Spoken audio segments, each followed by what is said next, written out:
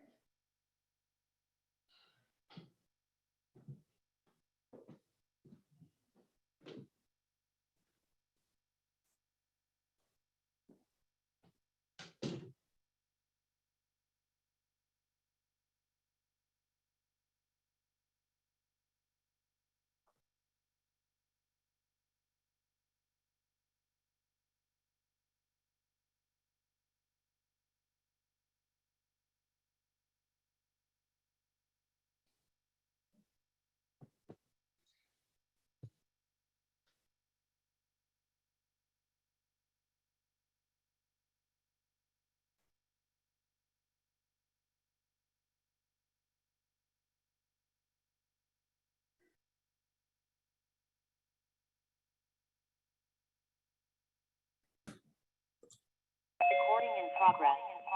Recording in progress.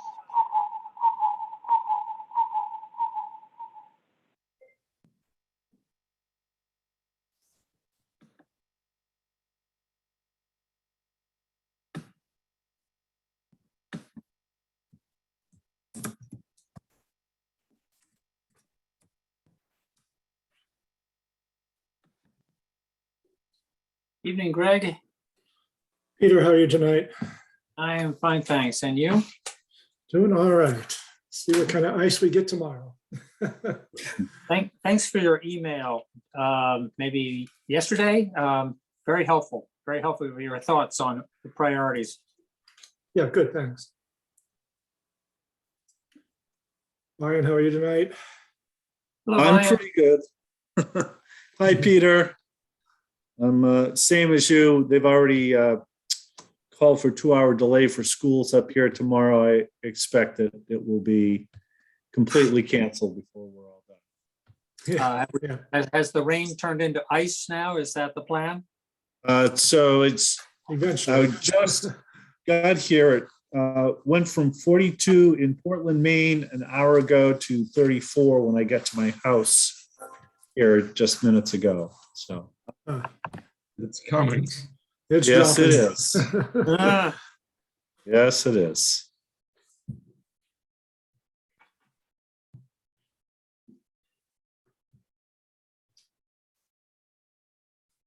Ryan, in looking over the materials, we'll talk about this, but I'm a little confused about where we are on engines. So hopefully you Okay. can figure that I one think out. I can. I think I can.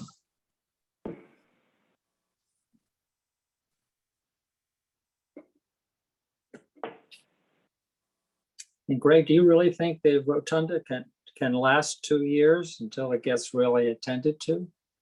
I have to say that it Well, looks I guess, severe. yeah, some of those piles or Oh, pilings are in very bad shape, yeah. but I'll let the engineers answer that question, I guess. That's Okay. why we have Christine Player here, and I think Scott. Hi, Christine. Scott is here, yes. Everyone, Hi, Christine. I think You were saying Scott- last week, Greg, that that they were sticking by their original estimate.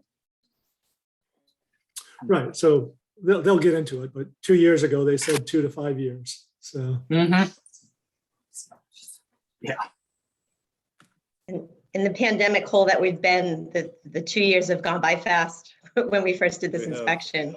So here we are halfway into that 5-year period, believe it or not. Yeah.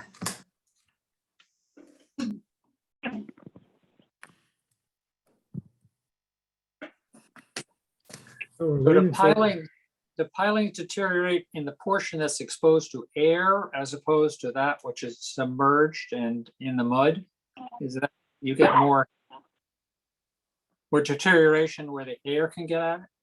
Yes. And the harbor's known also to have marine borers. We've seen when we recently dredged the harbor, Manchester Marine, we had to move some piles for them. We saw some evidence of marine borers.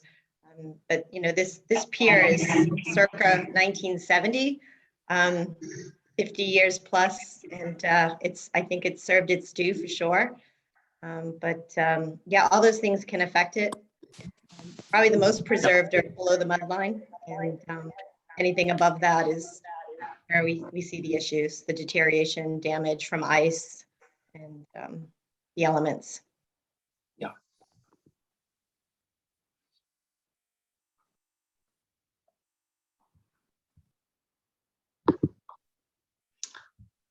So it looks like we're ready to start the meeting.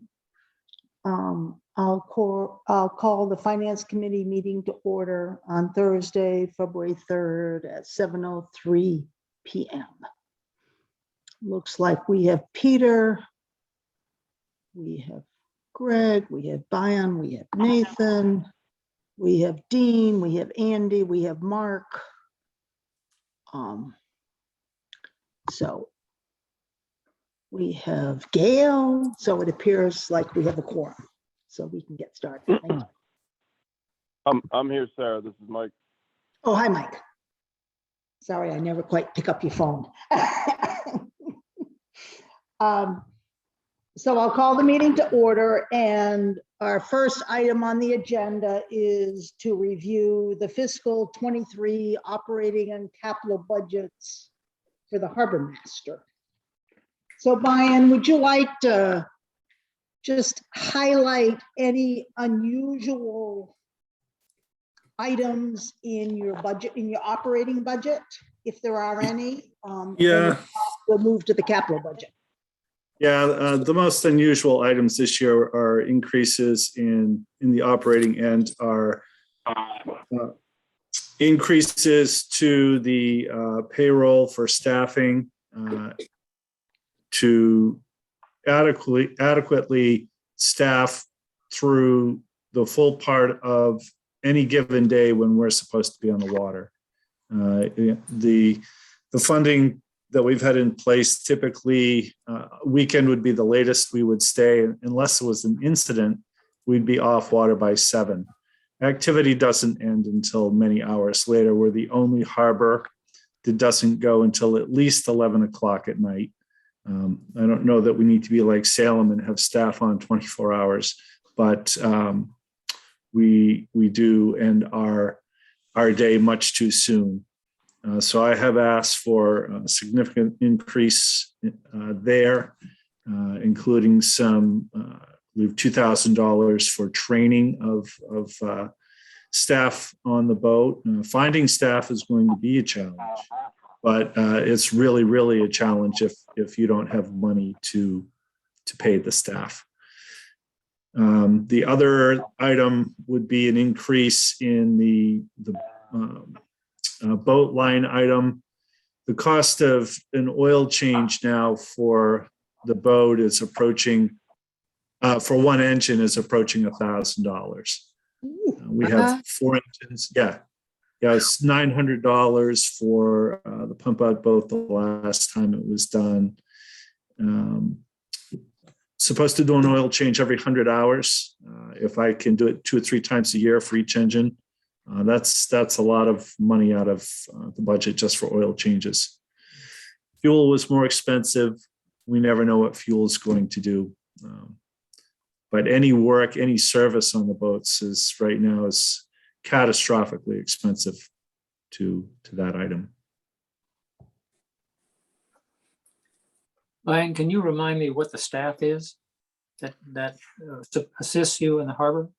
Right. So I have one seasonal 6-month full-time deputy. He works 40 hours a week.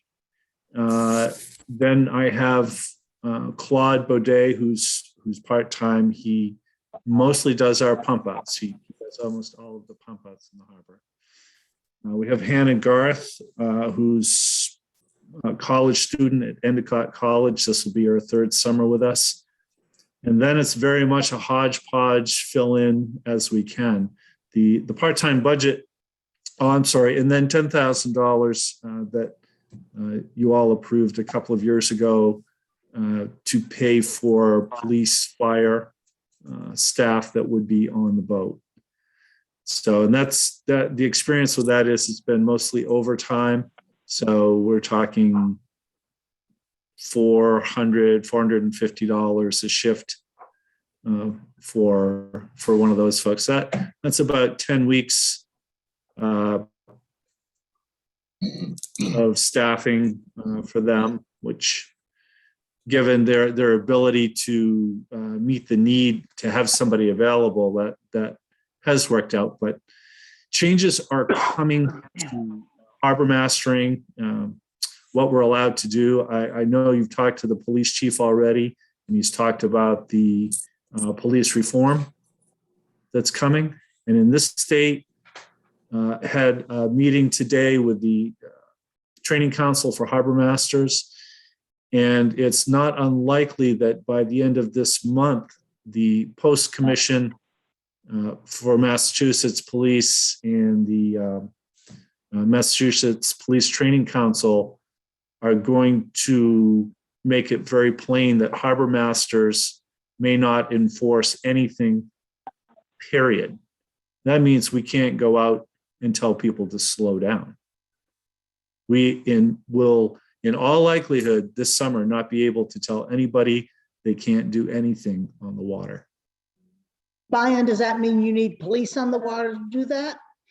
Right. So the options are either we send all of the harbor staff off to full-time academy. It's the full academy. There's no reserve anymore. You become a full-time police officer or nothing.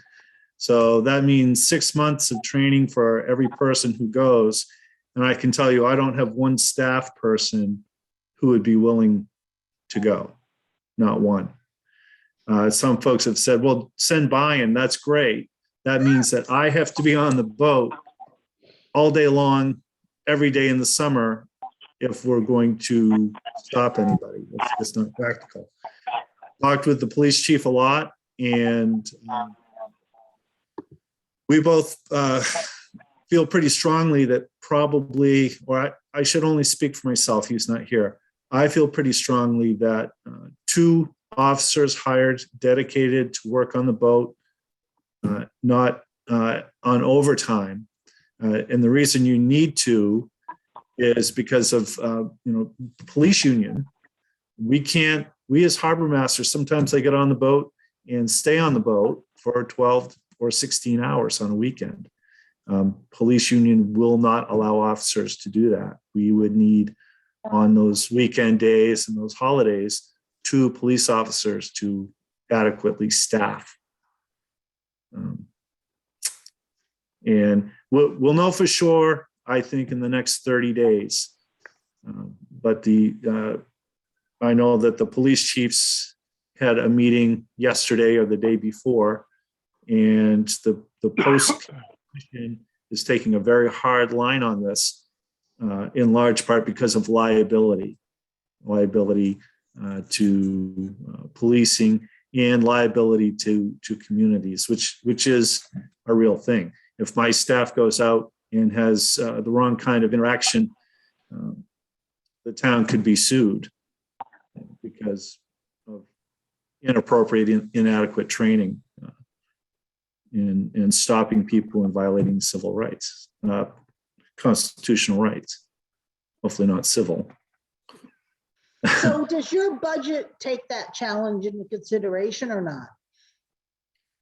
So this budget that I've submitted puts my department in a position where I feel like we can staff the boat to do harbor master work. Harbor masters have to be on the water, not just to tell people to slow down, but to deal with accidents, to deal with sinking boats, to deal with finding missing kayakers. So one of the things I'm saying to harbor masters and harbor departments that are police now is harbor masters weren't enforcement until 30 years ago, 40 years ago. Before that, we were rescue and working on the water to help people get home safely. I think that my budget will allow us to be on the water, to be in the harbor master lane. It doesn't have funding to pay for 2 police officers on the boat, a bare minimum of 4 days a week, Thursday through Sunday. And that still would leave Monday, Tuesday, and Wednesday without enforcement on the water unless we were going to fund that. Brian, what are some of our neighbors doing?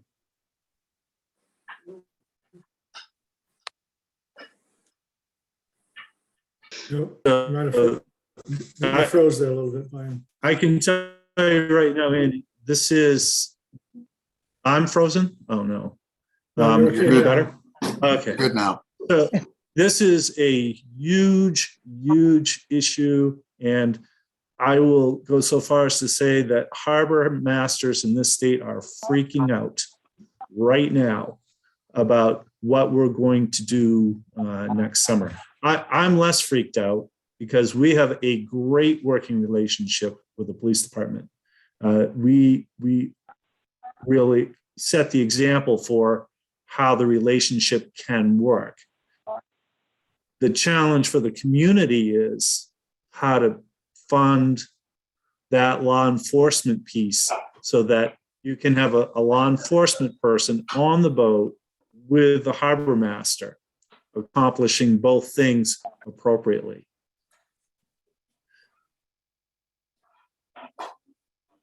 So I think the answer is we can't cover the whole gamut with what I presented. It's going to require working with the police in the town, and then praying that we can even find the staff. Finding police officers right now is really challenging. Finding police officers who want to be on a boat, we don't know if that presents a greater challenge or not. I would think they would like it. So would I. So would I. So Brian, at a high level, this is about needing to hire at 1 or 2 more police officers, as opposed to just kind of moving and switching police officers we already have that are in a car out on the water. Right. So there aren't enough officers in town to fill those shifts. We have never in the 3 seasons that we've been putting police officers on the boat with harbor masters, been able to fill all those shifts. Can't do it. And it's always been almost exclusively overtime for those officers. And that's expensive.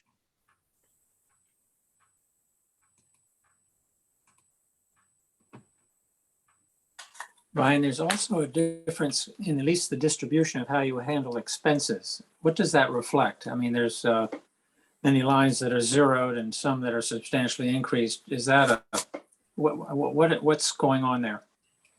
So I apologize. I tried desperately to pull up my budget, and all I have is my capital. That's the only thing I could get from home. So if you want to tell me specifically the line item, I should be able to answer the question.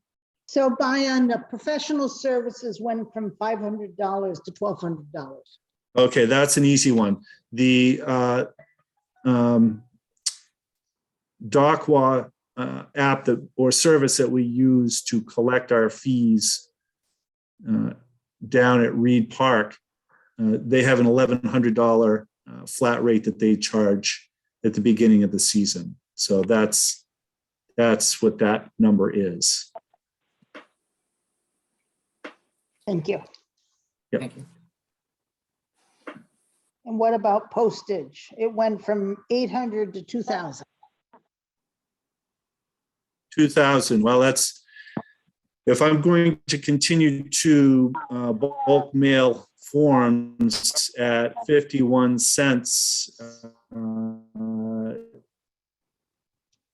that's a lot more expensive than it was when I first started last year for my post, or I'm sorry, 1,800 for my postage last year. So we can leave it lower, and I can continue to do largely. I'm trying to do largely email.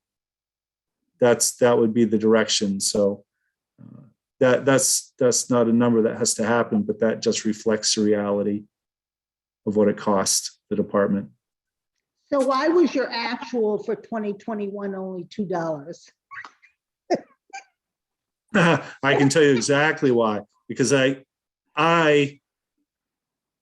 pulled the bonehead move, and I did not transfer money into postage. It was just sitting, and then I got Sonia before she left.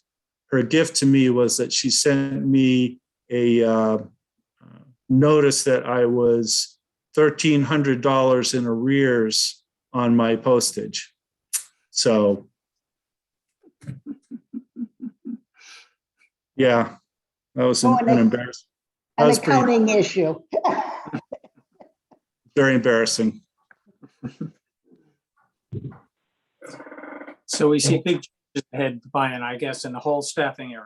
And you think that would be effective in the next season, not this season? If it is that. If the post commission, the end of this month,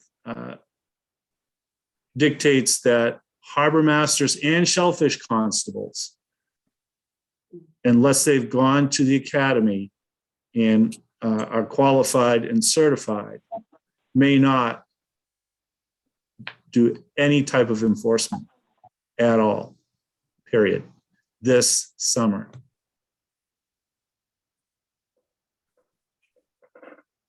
Ion, how are So other if that's the- towns doing this, or how are other coastal communities that are small, like Manchester, absorbing and handling this? So I had a discussion today with the Hull Harbor Master, who went in and talked with his town manager. He's also the shellfish constable. And if this happens, the town administrator is going to take his what he told the harbor master was, we'll either take your $13,000 stipend for the shellfish warden and revisit your harbor master contract. He's been there for 25 years, and revisit that. Or you could go to the academy and for 6 months and become a harbor master.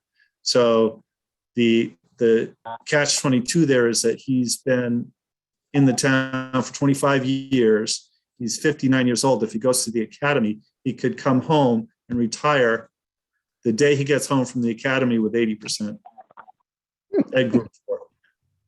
Yeah. So these are the challenges, the very real challenges facing communities like Manchester.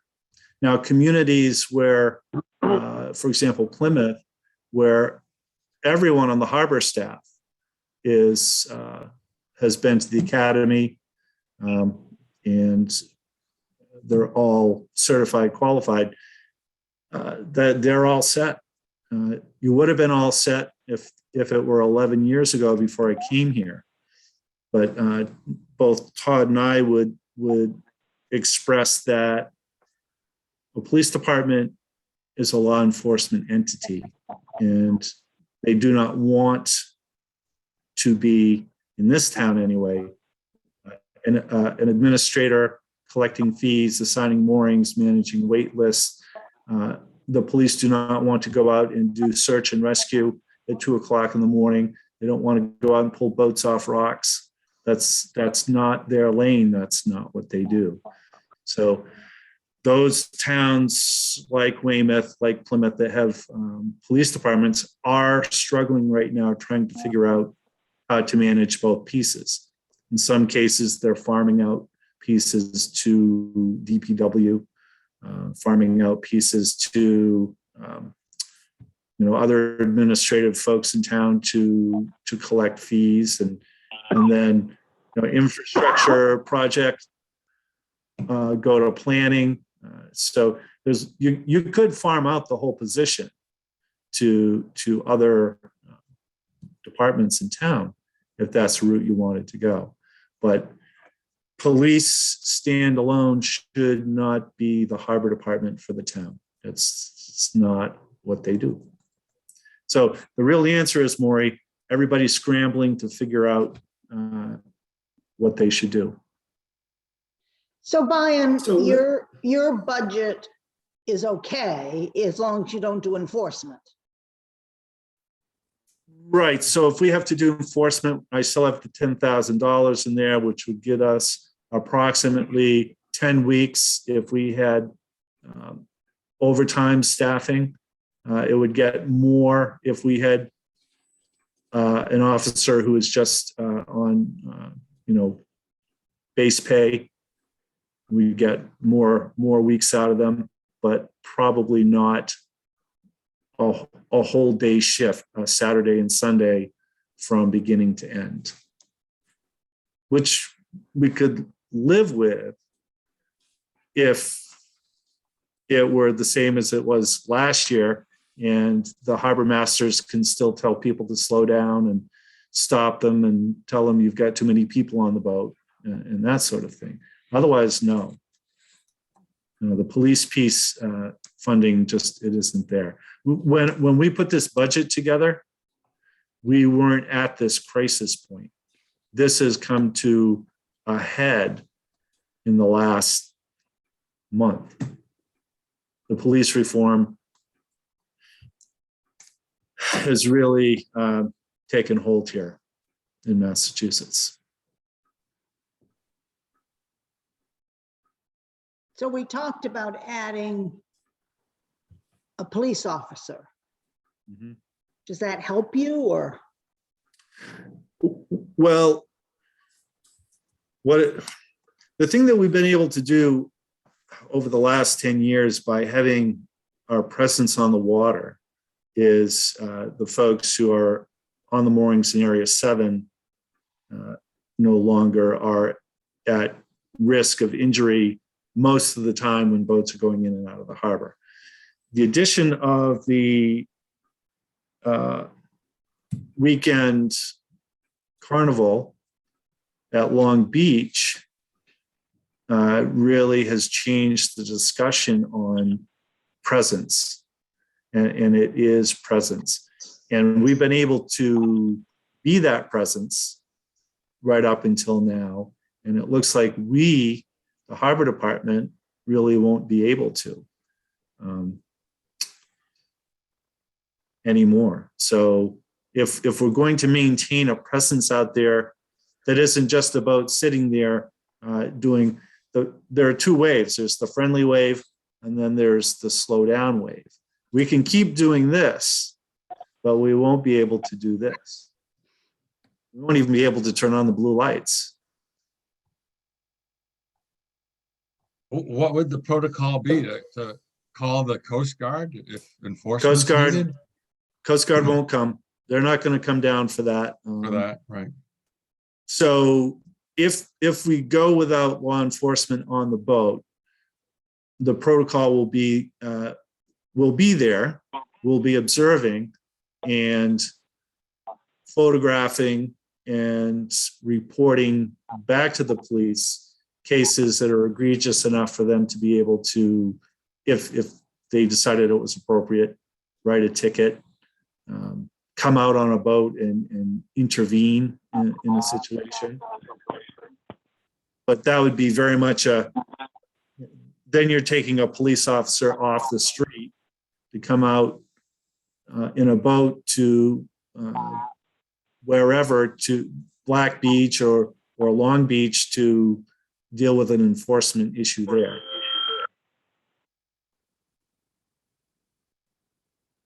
The thing that I'm saying to harbor masters about enforcement now, and to police departments when I talk to them, is if this were Middleton, the police department would enforce all the way to the town boundary. The way we have to start thinking now, all these seaside communities, because of these changes, is that line now extends out into the ocean.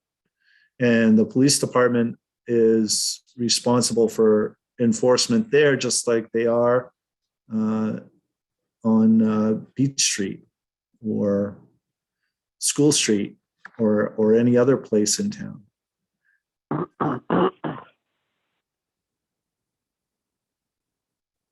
So I think we're dealing with a bit of a moving target still. Yes, we are. And I think, we can limp by this summer. It seems with additional staffing to have on-water presence, they won't be able to write tickets, but we do have the weekend coverage, hopefully with the safe boat with officers, trained officers. And my sense is that's probably what we need to do this year as we wait to see how this all gets settled at the state level. Mm. Yeah, if we could find an officer who was dedicated to the boat, we could extend those number of dollars that we have specifically for that. Right, I think it's worth trying to do that, and maybe the new officer starts off as 100% water, if we can find that qualified person, and then come post-season, they transition to their street beat. Two questions. I wonder, Greg, the safety resource officer that's in the school system during the winter, could that FTE be essentially allocated toward the water in the summer? Yeah. And then I guess the other question here is, and it's kind of scary, but given this whole transition, is the town exposed to additional liability, or are there insurance issues that we should be thinking about, given that the nature of the coverage we've been able to provide in the past might be changing? I would seriously be concerned about that, Maury. Seriously concerned.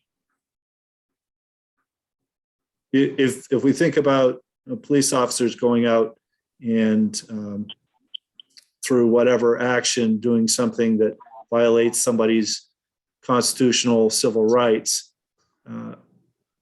can get a town sued for millions of dollars. Imagine what somebody from the harbor department with zero training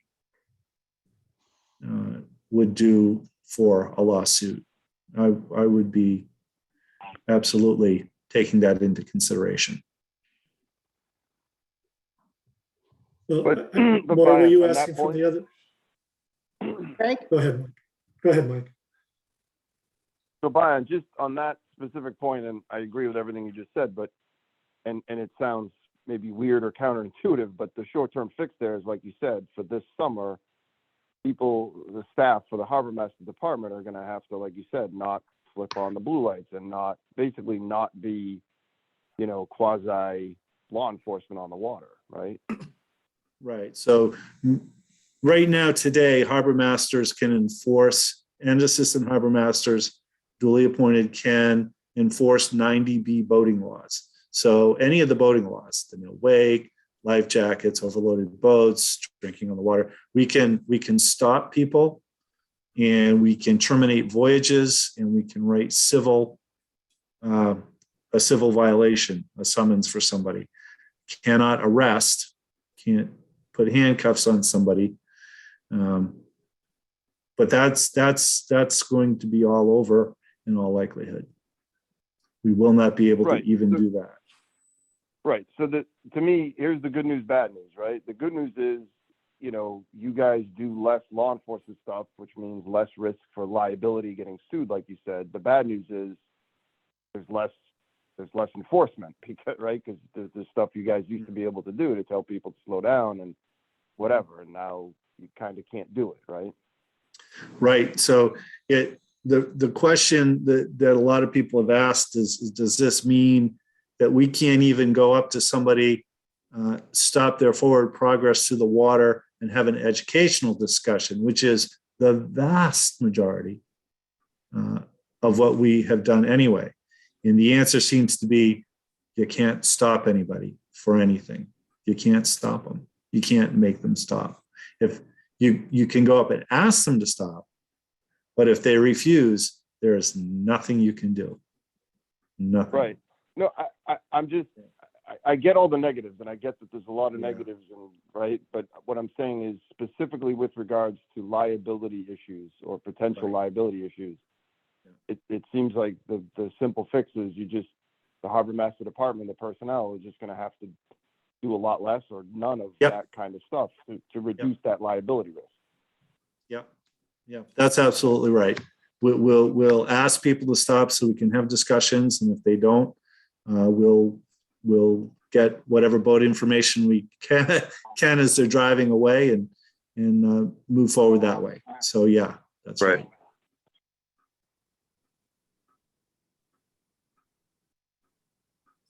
So I But guess my Brian, question to you, Greg, was really on the SRO officer, but also, does this change our liability profile for insurance for the town? And this is something we should be thinking about. So we'll have to talk to our insurance folks, or liability coverage.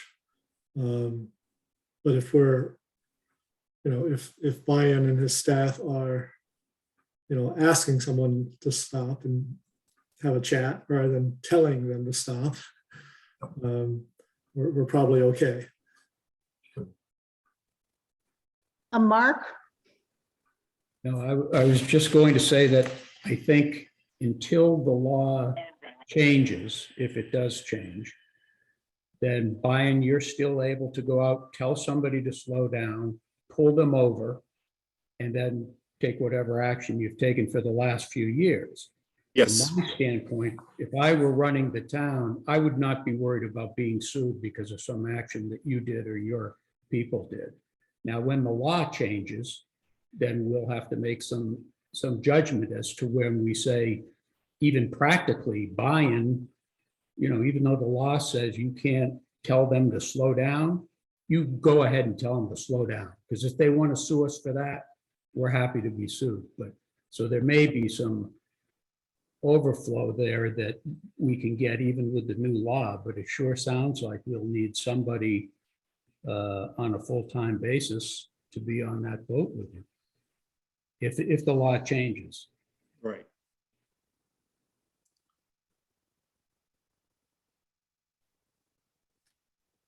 Any other questions from the board on the harbor master's operating budget? I'm thinking that some of his issues translate over to the police department budget. Yeah. So let's move on to your capital budget. Okay. So it's action-packed, unfortunately. Peter, you had some questions. Why don't we start with your questions about engines?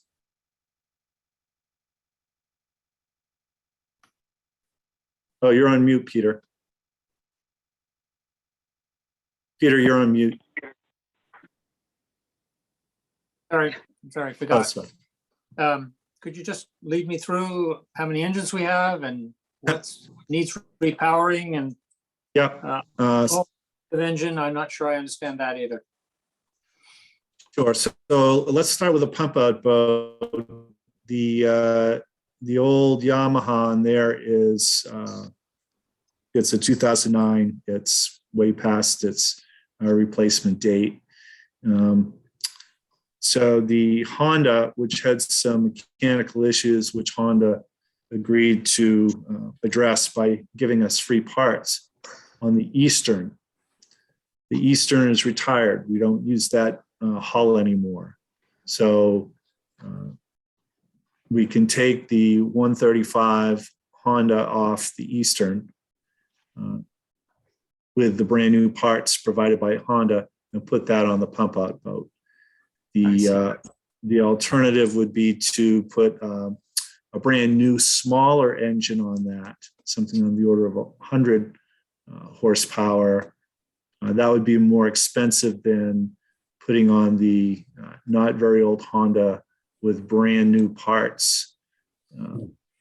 That boat, the pump out boat, will also be our primary patrol boat for the harbor, since the Eastern, the money was approved to replace the Eastern. You can't get a boat. We were told that a boat cannot be built until and delivered until 2023. So we're going to be down a boat this season. So all of the electronics and such that were on the Eastern will go on the pump out boat that will have the newer, better Honda on it. Mhm. So that means we have that Honda.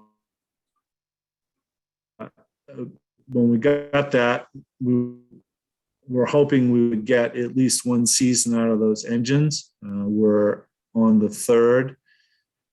Time to think about replacing those.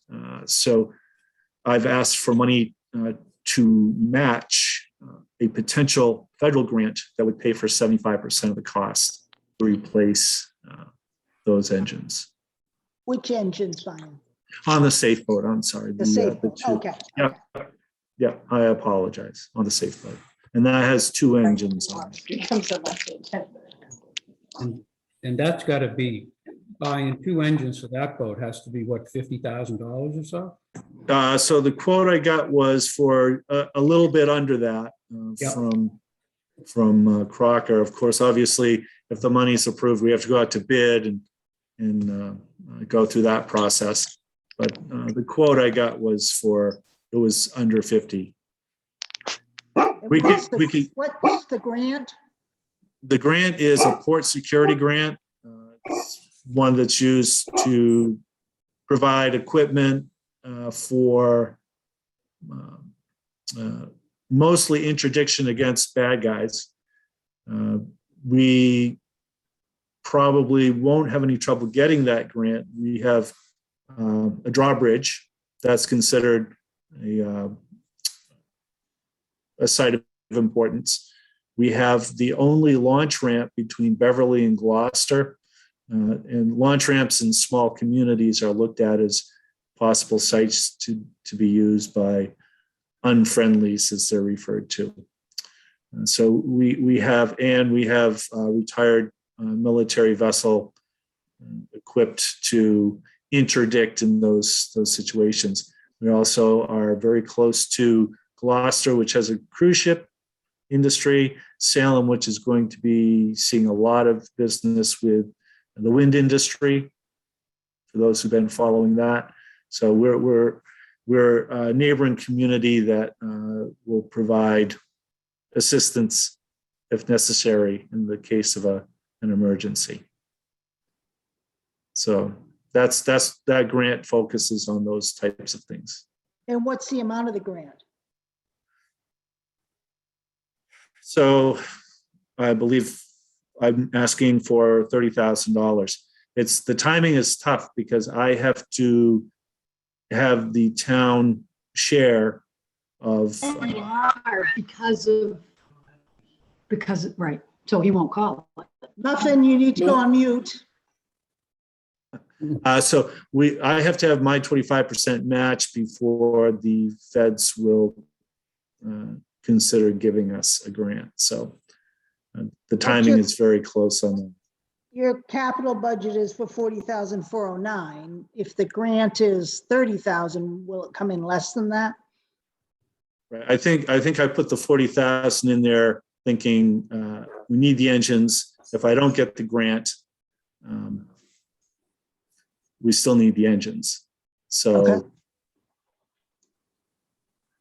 So if you get the grant, the price will go down. correct. Okay. Hedging my bet. But under that, if I'm looking at this correctly, under that capital improvement budget, there's no tax or funding from the town per se indicated. Did I not put that in there? Portion. Oh, wait a minute. Let me look. Progress.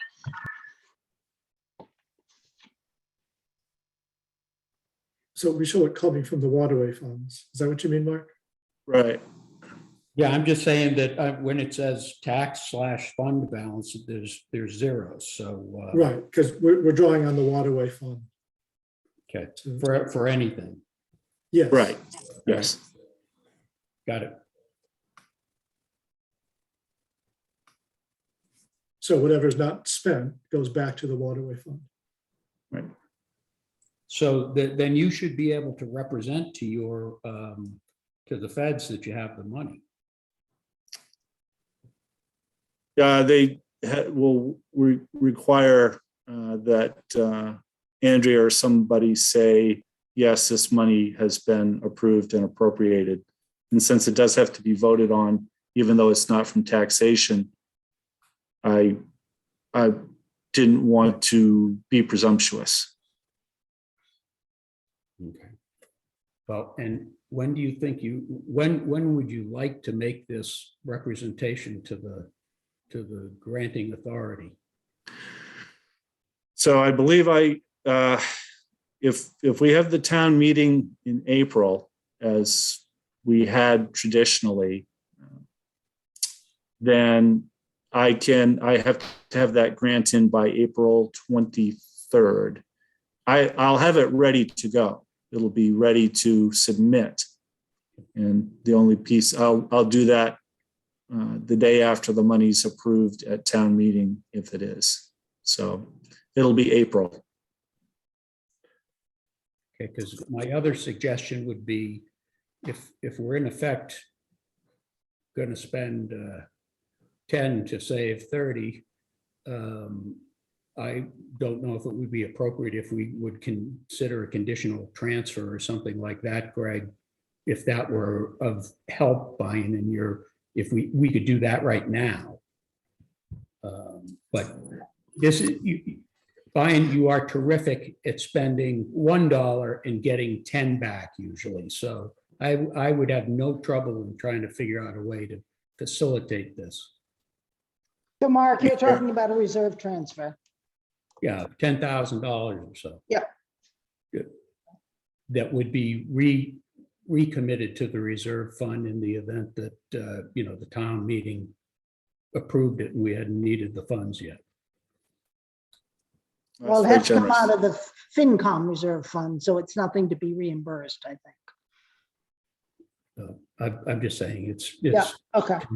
time is the only thing, and it's the amount of money relative to the leverage he's getting is easy.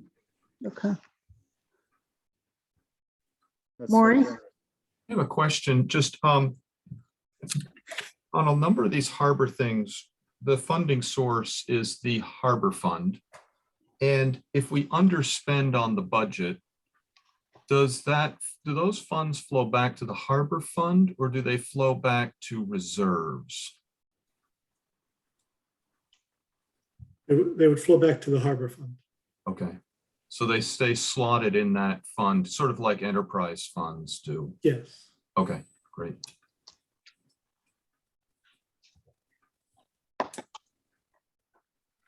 Okay, the next item is a harbor department pickup truck. Oh, yes. So the good old number 32, I did include some pictures. The last 6 months, I wouldn't allow my staff to drive it. I was the only one who would drive it until I wouldn't anymore. Had no power steering. The brakes were fading. It would not pass inspection. It hadn't passed inspection for 2 years. It was a liability. I just couldn't drive down to another intersection thinking about, some young couple crossing the street with a child in the stroller. My brakes not working. I couldn't do it. So the department needs a truck. We need a vehicle. DPW is wonderful. When they aren't using trucks, I can get a truck. I have a key to another uninspected truck that I can go and get when they're not using it. But there are times when we need a truck, and it's my little Hyundai Ioniq just can't quite do all the things that I need around the harbor. Uber's not working for you? I had one guy and I got in after I'd been working in the harbor. I smelled bad and he said, never again. You got a bad rating. I get it. I got a bad rating. Yeah. I had to go to Lyft because Uber won't answer my call anymore. So what's the solution to this? There's $0 in here right now for that, as far as I can tell. Should have been 30. We need to appropriate something to get a pickup truck. I thought it. Right. So I kicked the can. I kicked the can by and I put it off till next year. Oh, okay. But All he's right. got a truck. We just talked about town liability for somebody yelling at a boater and the boater not liking that. If we drive it, and anybody that's seen this truck that Lyons had to put up with for 2 years, my God. But if you put the foot to the floor and something bad happens, then the town will be having a problem. And we need to figure out a vehicle for this person. So I was thinking that the department does not need a full-size pickup truck. I really had been thinking along the lines of a mid-size. The Ford Ranger is, it's a $30,000 truck with a towing package. It would tow everything except for the safe boat. And the safe boat, it would probably tow safely around town, but to take it to Essex or something we could then haul it out of the water and then at the convenience of DPW have a truck to take that one where it needed to go. But that mid-sized truck filled the bill for towing all the other vehicles around town. A little more fuel efficient. I like that. If I could get if they had come out with a hybrid model, that would be the one I'd want, because I hate paying for gas. I hate it. So if the grant would come through for the engines, that would free up the 30,000 that could purchase the smaller pickup. well, I guess the question is, what happens if he doesn't? I mean, what are you going to do if you don't get a smaller pickup? Walk? Or I don't. So I don't get it. Right. If you want to appropriate somebody, we're pushing the limit of what the waterway fund has. So if you want to use some town general fund to add to this budget, then we can do that. But I was trying to stay within the waterways account. Right. Yeah, and I'm not even getting to who pays yet. I'm getting to functionality and liability. Right. I understand. I don't. And then we can figure out how we pay for it. But it sounds to me like you got to find a truck.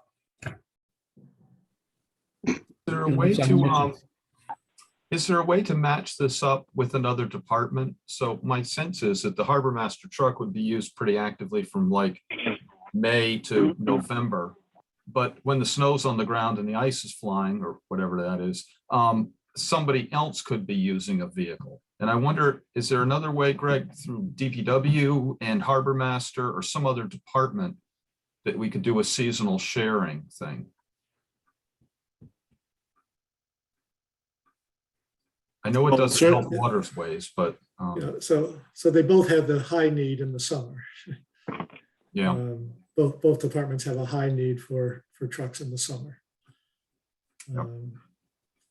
Don't we So- have DPW trucks that do plowing? Yes, but this truck won't do much plowing. Yeah.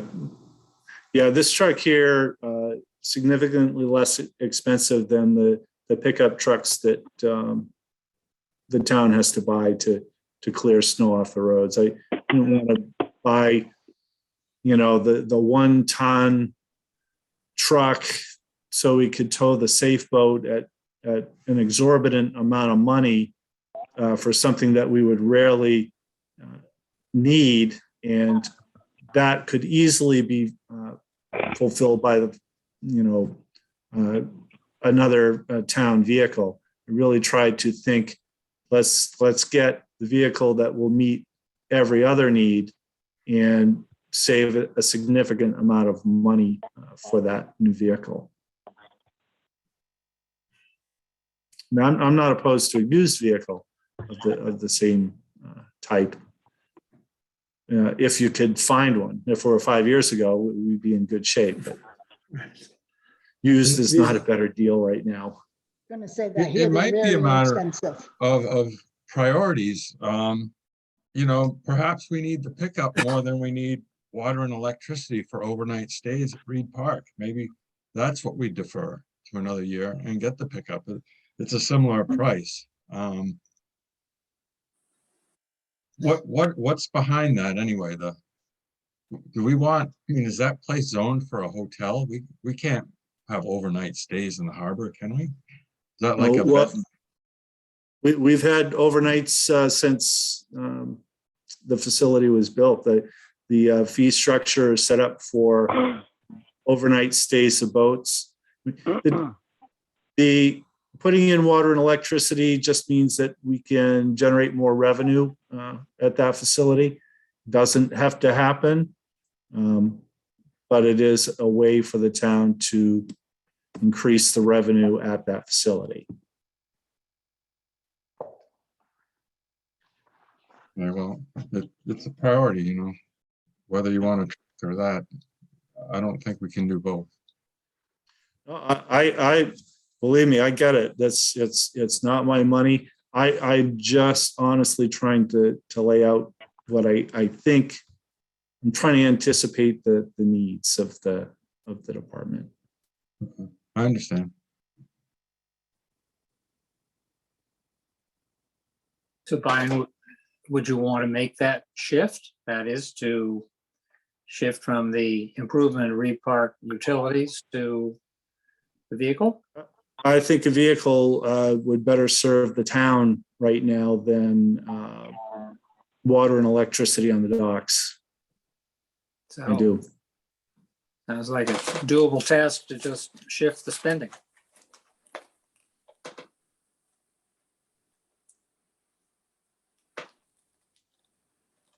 Yeah, we just need to be thinking long-term in terms of, we're trying to generate more revenue Right. through the harbor in order to pay for some big expenses that are on the horizon, dredging in particular.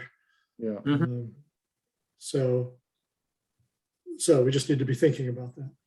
But what's our payback? I mean, I think that's the question is, we're talking about spending 40,000. What's our payback on the 40,000?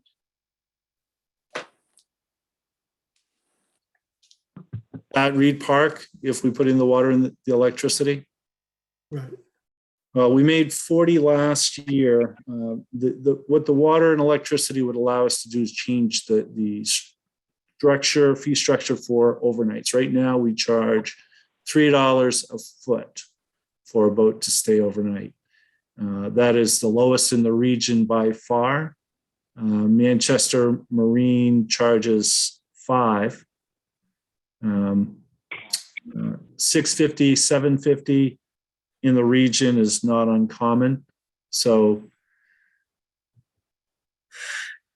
maybe 10,000 a year would not be an unreasonable. But don't amount. most boats have water? Big boats? Well, Expensive so boats? they have it, but they can't, they have to get it from shore. So when a boat comes in, when you're cruising, you're using your fuel, you're using your food, you're using your water, you're using the resources that you've put on the boat.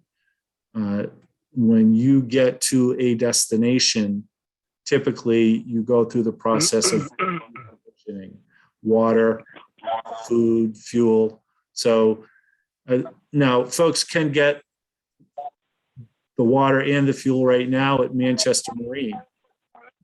For now, until Manchester Marine decides not to carry fuel anymore, which they brought up to me again 2 weeks ago, that eventually their license is going to expire and they don't know if they want to expand that. So the water and the electricity is just a vehicle for generating revenue. That's that. It's a service. We get to charge for it. So So, just Brian, you're saying really, if- go ahead, Mike.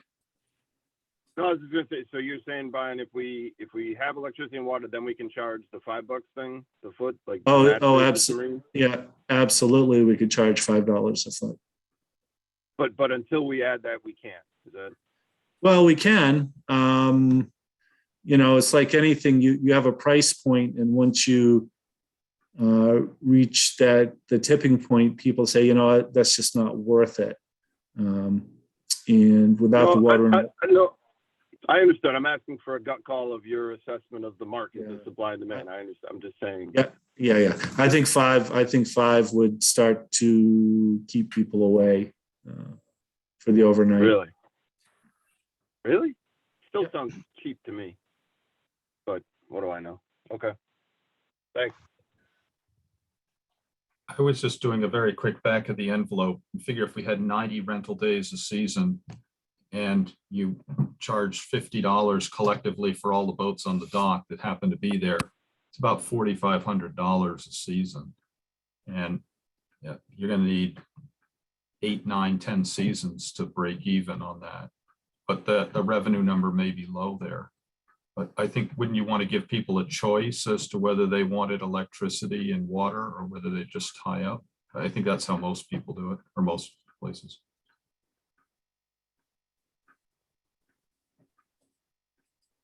Brian, can I just take one more stab at your going up to $5? I mean, sure. If we're talking about the overnight boats, right? High level, we're talking about, the bigger boats, right? We're not talking about 14 footers here, right? We're talking about the Sea Rays and 40 footers and stuff like that, right? 26 feet and up. Yep. So I know some people that have those kind of boats, and to me, for them, the difference of that extra $1.50, times their 40-foot boat, that's chicken scratch. I mean, that's cost of doing business. For people that have those, right? We're not talking about people with the 18-foot center consoles here. We're talking about people with some serious boats. I don't know. That's my take, but I agree. that folks won't balk at paying. You go to Provincetown.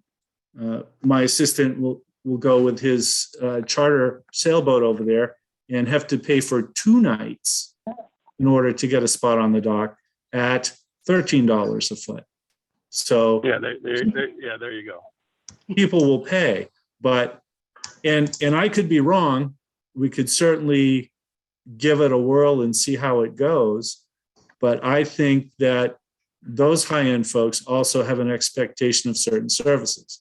The question is, when are you getting water? When are you getting electricity? And where's the shower? Those are the questions I get from those very folks. There's a nice ocean to dip in.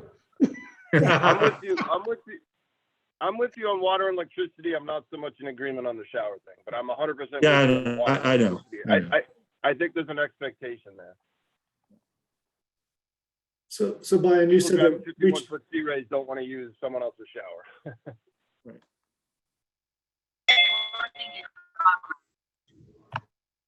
So by we're taking in 40-ish thousand a year now. Yep, yep. Yeah, it was 18 the first year, 28 the second, and just over 40 this year. Right, so if we added water and electricity, we could almost double that number because we could double our per foot cost. Mhm. We could go from 4 to 8 or 4 to 5. It'd be from $4 to $5 a foot? We're at 3. We're at I three, would so go 3 to 6. Okay.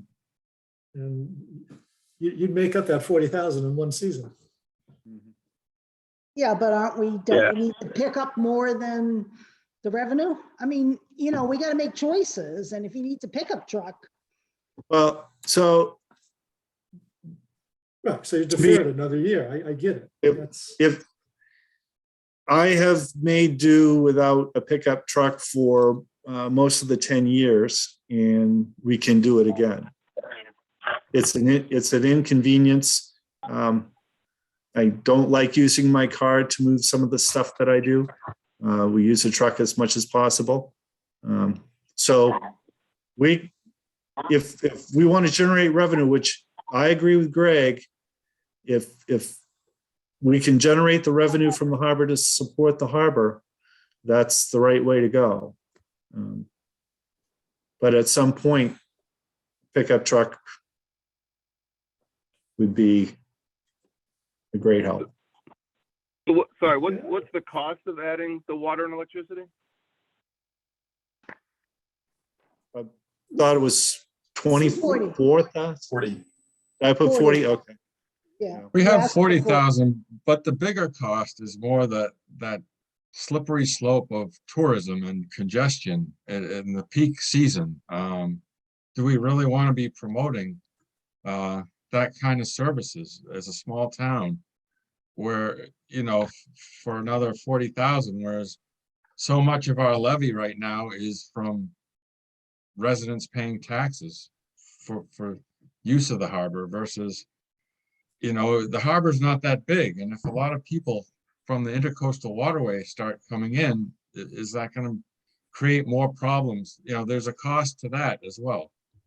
Yeah, but It might not be. I'm trying to find a way to grab revenue. And to me, if this is a way to grab some revenue by some 50-foot sea rays, spending the night overnight and just plugging in and connecting to water, that doesn't, I don't know, that doesn't seem like severe encumbrance to us. But Mike, it depends how much partying there is on the harbor. I can tell you It there was a depends party boat that came in for the hurricane, and it was very loud for about 12 hours. They were partying. right, but we're getting in the weeds, I guess. But to me, there's two very different things, right? There's all the boats that go to Sand Dollar Cove, which is its own issue, and then there's a couple of 50-foot sea rays that tie up for a couple of nights, and we get an extra 40 grand a year. I mean, those are It's two more different than a things. couple. It's more than a couple. Along the There's dock. just a I mean, it's balance to not- be cognizant of, I think. There's a balance that needs to be strict, right? Also, But like, I guess I'm coming at your point about so much of the levy on the taxpayers, and I'm trying to grab some revenue from third parties. I mean, that's okay. Would it make sense, Brian, to test the market? I don't know if you can even get water and electricity there for this season if everybody said yes in April, but what would happen if we just raised our rate to $5 a foot, period? Well, we certainly could do that. There'd be no reason not to try it and see if, people bit and came anyway without the water and electricity. I think that's a great idea because that solves everybody's issues that just said, right? Either A, it increases revenue, or B, it turns some people away, which sounds like that wouldn't make some people unhappy as well, right? Yeah, I would say it seems like, we've already made the decision to kind of go down the path of revenue. We've built the docks down there, and we've started renting out time and allowing overnights.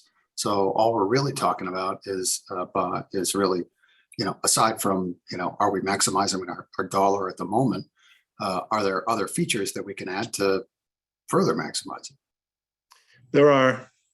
Yeah. So I would, frankly, I'm of an appetite to do both, the truck and the enhancements on the dock.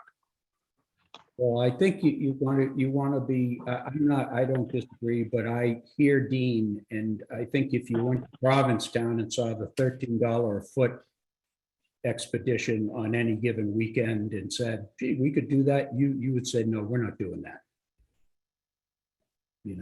I used to, the firm that I worked for many years ago, we used to own the Nantucket Boat Basin, and I can tell you, it's pretty active.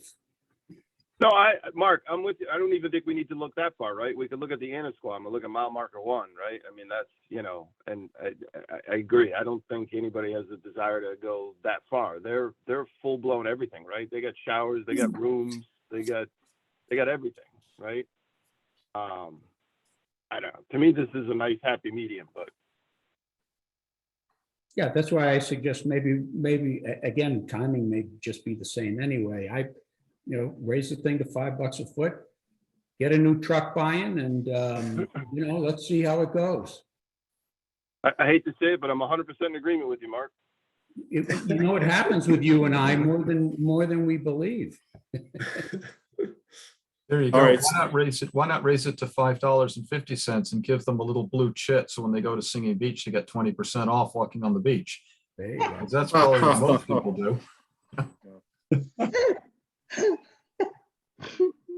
So I will absolutely put this on for the HAC meeting for next week. Get that recommendation off to the selectmen for the 5. Is it going to be 5 or 550, Maury? I'd go for at least 5. I mean, All right.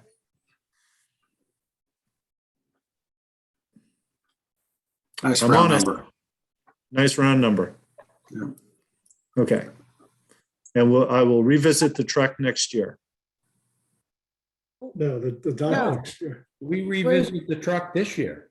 You're doing the electricity and you're doing the dock next year. Yeah, we're deferring, we're gonna flip flop. Okay, so this year. we're going to increase the price this year to 5 so that when we put the electricity in next year, we can go to 750. Right. Or not bother because you get so many people at 5, who cares? Right. we can upgrade the truck next year too. Pinstriping. Only if it's a hybrid, Maury, or only if it's a hybrid or electric. So the next item is the construction of a fisherman facility Yep. to the tune of $400,000. And that is a total shot in the dark. We're waiting for an engineering estimate. We have all the funding in place for the engineering and the permitting piece. The next piece is going to be construction. And, I just extrapolated from the Reed Park project, and 80% of that project is likely to be covered by a Seaport Economic Council grant. They paid for the engineering and permitting 80%, with the understanding that the town would come back and ask for 80% of construction costs. So this is like the boat engine. I'm putting the whole number in there. I'm not sure what the number is yet, but it's likely to be far less. If we're getting 80% of the 400,000, then that number would be 100,000. So what does the town get from it? Well, so the facility is for commercial fishermen. It's for our lobstermen. We have an aging fishermen's population, and the two that are currently at the old harbor master dock have extended their careers, they'll tell you, by about 5 years. They pay $500 a piece to be there, which is significantly more than they paid to be at a mooring. And it also becomes something, as our fishermen get older, and age out and retire and sell their boats, sell their licenses, we have a shot at keeping the younger fishermen in our harbor. So what's the benefit of that? Well, so far it's been about $800,000 in grant money that we've been able to bring in because we have a fishing fleet. Those boats have a value for us when it comes to bringing in state and federal funds to pay for other projects in town. Do we get any money from the landings? They don't, nobody, the only person who lands, I think, is Doug Heath, his bait, and that gets sold directly to other fishermen. Everything else goes right up to Gloucester to the wholesalers. So we get no revenue from it. Not from landings. So I still don't understand what the benefit is to the town to spend that amount of, are the fishermen residents of Manchester or are they outside of Manchester? Both. We have resident and non-resident fishermen who have moorings in the harbor.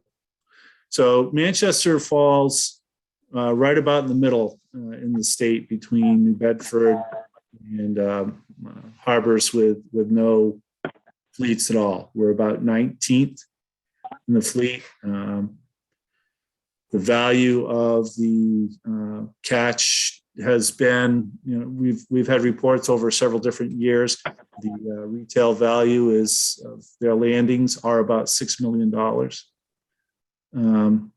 Those are jobs for people, and the real benefit for the town from a fiscal standpoint is the money that we get from state and federal grants for dredging, for when the Morse Pier wall and then a portion of the Masconomo seawall was repaired.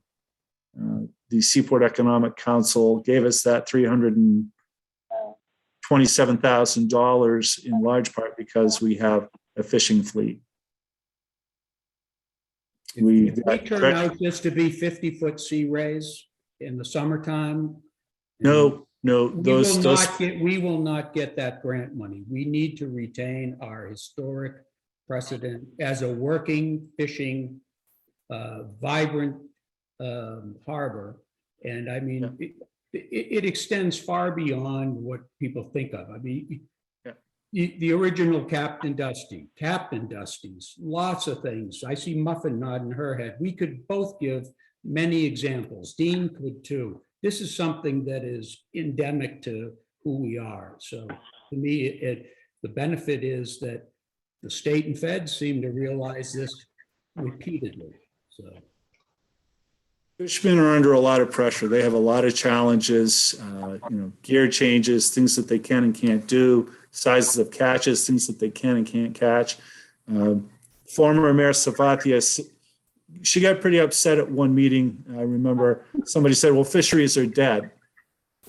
And she made the absolute valid, correct point. Fisheries aren't dead. They face new challenges, just like any business, just like any industry. And it would seem appropriate to take steps that would ensure that we continue to have the historical fleet that Manchester's had and be able to take advantage of the fact financially that we have them. Ryan, would there be any merit to modifying and upgrading the existing dock as opposed to total replacement? I mean, it hasn't been, well, the overhead crane was fixed recently or in the past few years, but other than that, like there's ladders and stuff that people can't use now. Can we fix those in the interim, or is this something we're just going to let? I mean, the floats are still on that dock, which is very dangerous in an ice situation. Should we be maintaining it better now? Well, actually, that pier's had a significant amount of work done to it. The wall was completely repaired. The wall used to be able to, an adult could play hide and seek and hide inside that wall. And that's been completely repaired. The pier, which was never anchored to shore, is now anchored to the shore. There's a new deck, a large swath of new decking and framing underneath. The crane we did replace in 2012, the crane itself is great. So there has been pretty significant investment in that pier itself. This is an expansion of that to take advantage of the dredging that was done in 2018. Now that we have water in closer to Beach Street, it's a good opportunity to maximize that water that we have and build a facility that will encourage fishermen to want to continue to operate out of this harbor going forward, long after I'm gone. I was just a little curious about that because on a really low tide, that area from Morse Pier to Captain Dusty's essentially flats out.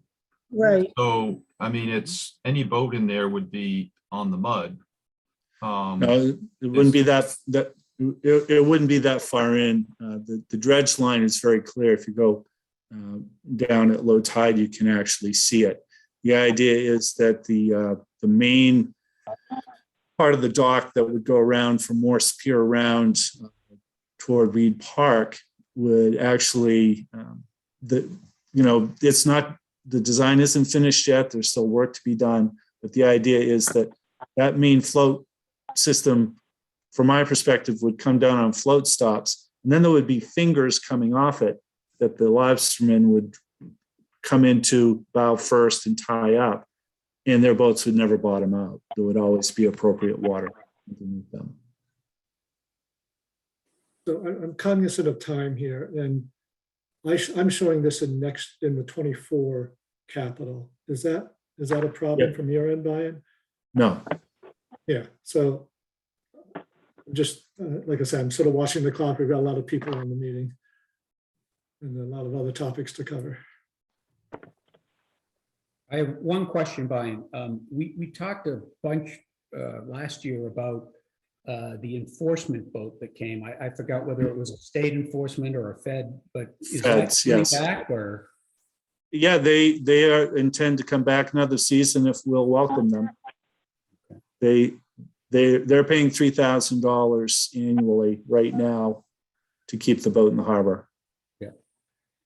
But hopefully they don't go out and get that 42-foot version and stay with the 26, because that would I've told them that we need plenty of advance notice and that might be a deal breaker. So okay, it won't just show up. got it.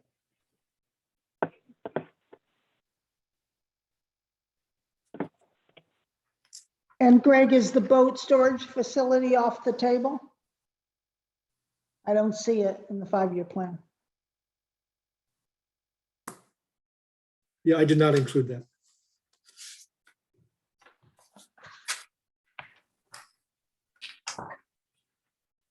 Oh, That might be an area we can combine with the what we're looking for at the DPW. Right, Right. that's sort of my thinking, that we try to find some room in the new DPW facility. Yep, absolutely.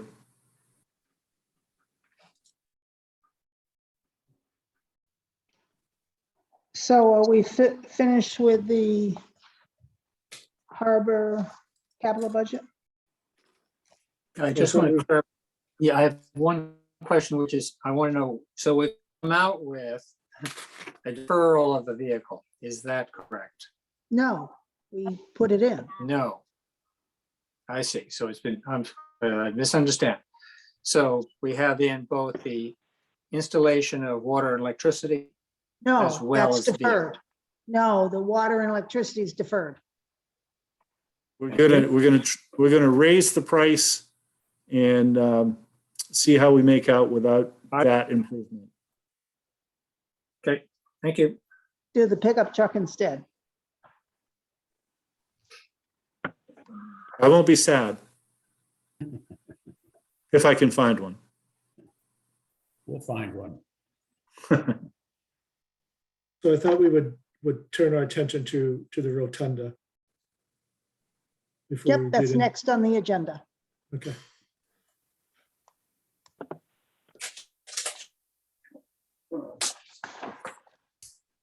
So who's going to speak to that?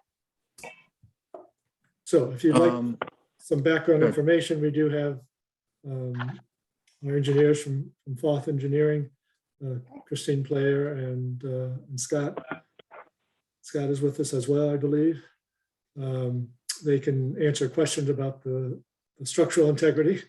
They have a proposal into us to design, permit and design the fix to the rotunda, which means, I'll let them explain, but basically redoing the pilings that has to be raised significantly to meet the new Army Corps standards. And the design permitting work is a 2-year process. So I was proposing that we divide it into half, roughly, so 56,000 we would need to add to the current capital budget. We can do that in part from the DPW. We were not doing a vehicle, and we were doing a pole barn and generator, and that still left 45,000. So that's most of that 56,000 that we need to do the first phase of the permitting, and then the second phase in 24 for another roughly 40,000. And then construction begins in FY25. And thoughts on that are to talk about using community preservation funds, if people are willing to raise that surcharge to 3% rather than 1.5%. But that's another part of the discussion. So I think it makes sense to perhaps have Christine or Scott give us a little more detail on the condition of the pilings and a path forward. Thank you. You're on mute, Christine. Hit the video button, but didn't hit the unmute buttons. You'd think I'd know by now after all these years of pandemic Zoom meetings. I apologize. I'm Christine Player from Foth Engineering. I'm joined by Scott Skunik, who is our structural lead engineer. So I thought it would be useful in case you really want to get into some of the weeds of the technical side of things to have Scott join in the conversation. So thanks, Scott, for joining and tag teaming me with me on this. Just to kind of set the stage, a lot of this really kind of evolved from an inspection that was done in 2020 as part of moving forward with addressing some non-compliance with the docks out at Tux. Long story short, that inspection showed significant issues with the gangway access down to the existing floats, which has led us to what we're about to start, hopefully in the beginning of April, early spring, the construction of phase 1 of this project. And that will be new pile supported floats and a new extended gangway. So that project is moving forward. As part of the inspection that was performed, we also looked at the condition, obviously, of the pier. And based on our findings, our recommendation was that the lifespan that was still left in the 1970 structure was estimated to be somewhere between 1 to 5 years. And as I mentioned before we officially started the call this evening, we're approaching 2 years since we did that inspection. So we're kind of in the mid-cycle of that 1 to 5 years that we felt the pier could survive. And that was recommended with doing interim inspections just to keep an eye on things. Since we are moving forward with phase 1, phase 2 of this pier replacement came about when we looked at the options of what could be done out there to the pier. And one of the options considered was repairing through jacketing of the existing piles to extend the lifespan of the pier structure. But one of the things that is critically important here is the existing elevation of that structure right now is seeing water at king tides and moon tides. It's very low in elevation. So the repair alternative that we looked at under the initial inspection report would only preserve the foundation, the pilings. It wouldn't solve your long-term problem that currently the pier will flood on king tides and under storm events. So it really became the solution here in the investment, the better bang for the buck, was to replace the pier, elevate the pier, and then you buy your 50 years with a new structure that is higher, is resilient to future sea level rise, as well as current sea level conditions. So that's kind of how we got where we are with this phased approach, addressing the floats and gangway access in phase 1, and then move forward here with phase 2, which we're here to talk a little bit about tonight, jump starting that. And Greg, you were spot on in terms of looking at fiscal 23 as the time to start this. You know, from a permitting standpoint, we're probably looking to get through a process, if we're lucky, a year. It could be up to 2 years. Those things don't move very quickly. You know, we've got preliminary design that we need to do. So moving forward in the staged approach, Greg, that you said from a financial end could work. We could certainly move forward with the inspection we need to do, preliminary design and permitting, and then move forward fiscal 23 with that, and then in fiscal 24 appropriate the rest of the funds for final design so we can get this thing up to bid and constructed. I think that right now an inspection is necessary, and I think that that is something that we do want to look at. It's due, and the reason I bring up the inspection as really a need to do now is just to make sure that once this phase 1 is completed and the gangway and the new float system has been installed, that everything out there is safe from a pedestrian and public use standpoint. Understanding that the pier provides access to the dock, the gangway and the docks, but also important is the access to the rotunda and the use of the rotunda, the importance, the historical importance. We truly understand all of that. And what we do want to make sure is to get an inspection this spring, just because we knew 2 years ago that this is something we need to keep an eye on. We do recommend doing an inspection sooner than later, just to make sure when this first phase is completed that everything is safe for public access from the pier and rotunda standpoint. Any questions?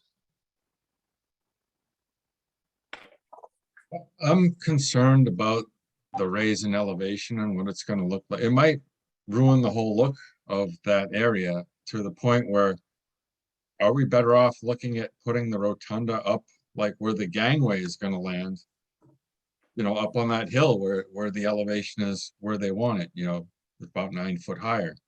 So that was one question, whether we've looked at relocating the rotunda a little bit inland and up, or the other one is whether we can have something where we can jack it up in the winter during the northeaster season and bring it back down in the summer,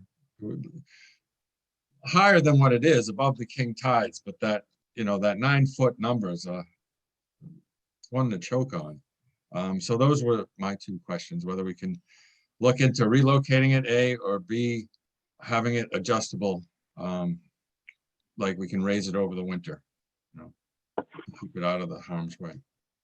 I'm not quite sure where the 9 foot change in elevation is coming from. That is not the plan. The elevation change, I believe, is right now, I think we're at 14, so it might be a 5 foot change off the top of my head. But one of the things that we do need to look at as part of the preliminary design here is modifying that land connection where you have that solid fill component before you actually get to the pile supported structure, and you know, gradually changing and transitioning that. So aesthetically, you know, certainly we want to slowly ramp that up. We are installing phase 1 so that it is compatible with phase 2. So we are designing things right now with the floating gangway system that will be installed to accommodate this modification or replacement of the existing pier. So that it's kind of step 1 and step 2 to follow. All of our discussions, I can't honestly speak to the thoughts of relocating that gazebo. That's something I'm not prepared to speak to. So I have to punt on that one. I don't know if Greg, Bion, Nate, if anyone has actually considered that, but that's nothing that has ever been discussed as part of these projects with us. So, Yeah, I thought that might be a death nail. yeah, I'm not sure my head survives if I propose not having a rotunda where it is.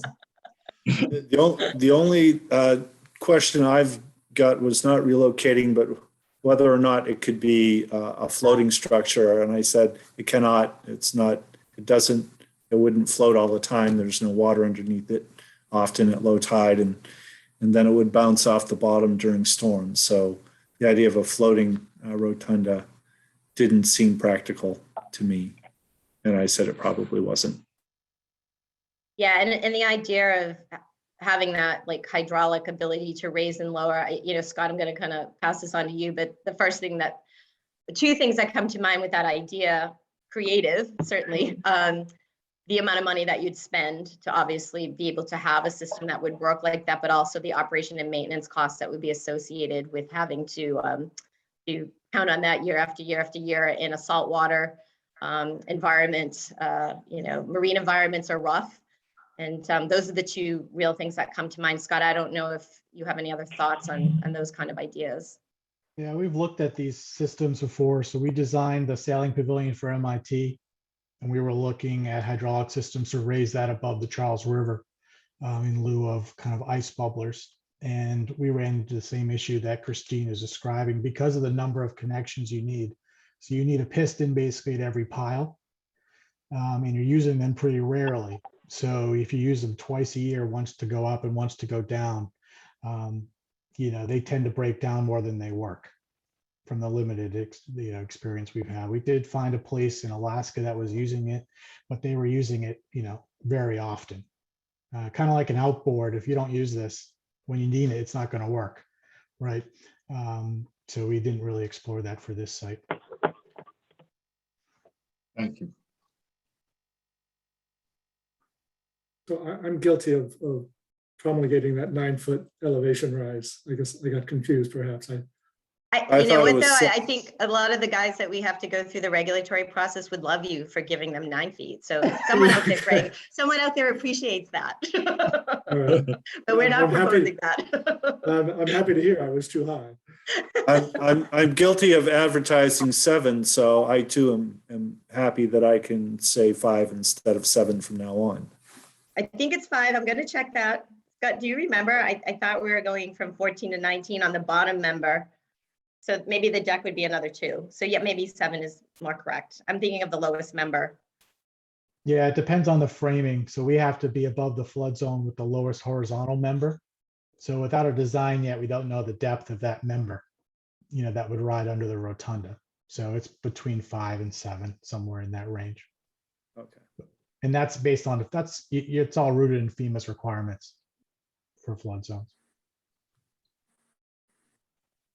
Yeah, and I think, again, these are things that are advantageous. Bayan and I were talking yesterday about actually a lot of the projects that we're challenged with today in terms of aging infrastructure is addressing, these climate change, sea level rise issues, but the water levels aren't visually there yet. And here we're at a site where we can actually see the impact of water levels on the existing structure elevation out there. So it's not one of these things that, here we are saying 10, 15, 20 years from now, we can visually see the issues that exist here.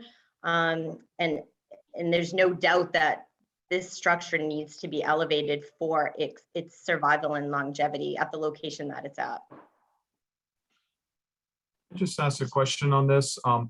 Obviously, if a structure has to go up, say 7 feet, water, seeks a plane.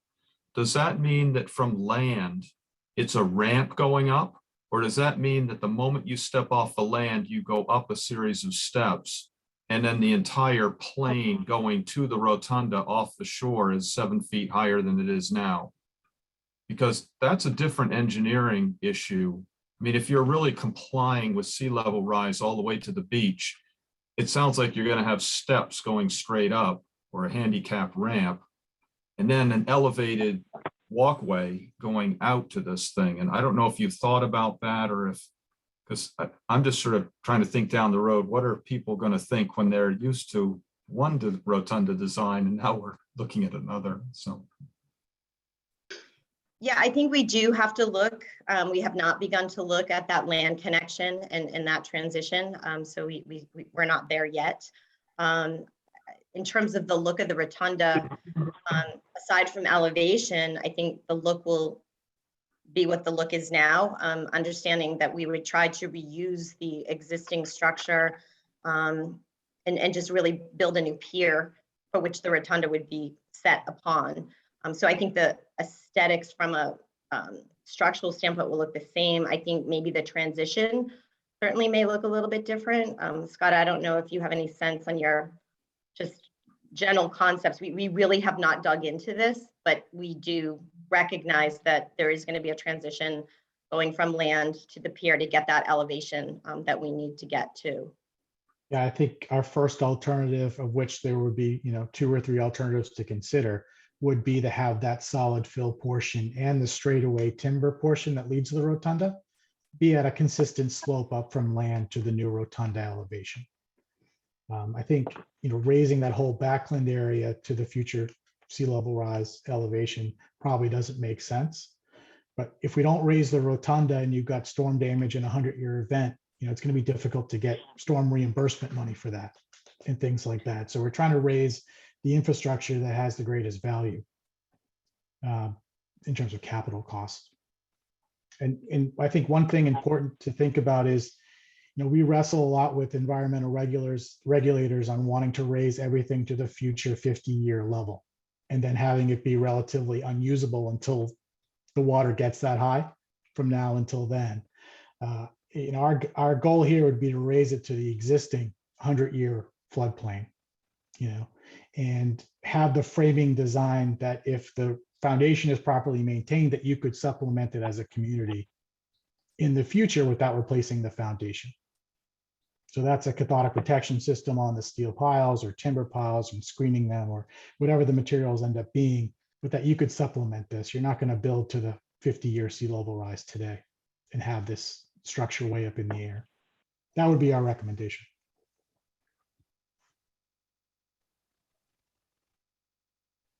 I'm really glad you guys are here. I've got a question on this, Sarah, if I might. Yes. That's Greg. Who is running this? Because I think there's there's going to be an accountability thing here that, and frankly, in my mind, we're up against it. When I first heard the word urgency at the CPC, I don't think any of this is news. We knew that. We knew that these piles were basically bouncing up and down in a storm event. They're not anchored to the ocean floor at all anymore. So these folks were good enough to tell us 3 years ago that we've got 1 to 5 years. To me, that means that we have 2 years left, maybe 2.5. But even in this year's capital plan, this study was going to be out 4 years. So I just don't know, like I see Cheryl's on, I don't know if it's Parks and Rec or if it's DPW. And I'm not talking about execution. I'm talking responsibility for, because I know poor Nate gets to oversee everything. So in buying, it's not his thing per se. The floats are, but the rotunda isn't. So who's kind of running the show here and accountable for this project, both the engineering phase, design phase, bidding phase, and funding phase, and who will be coming to us with it? Right, so that's where we're trying to consolidate and bring everything under, all facilities under DPW. So that's a transition that we've been working towards. I think we're getting close. That's successful. Nate and Chuck are certainly working hard at doing that. Well, but we have an emergency situation here by, I think, everybody's account. So is that the way that this is going to go from here on out? Nate and Chuck are going to oversee this and, you know, Brian and Al will have input or whatever. Right. You That's know, how I see it going find forward. things that are not execution type stuff. We just talked about it. You know, so. Yeah, that's how I see it going forward.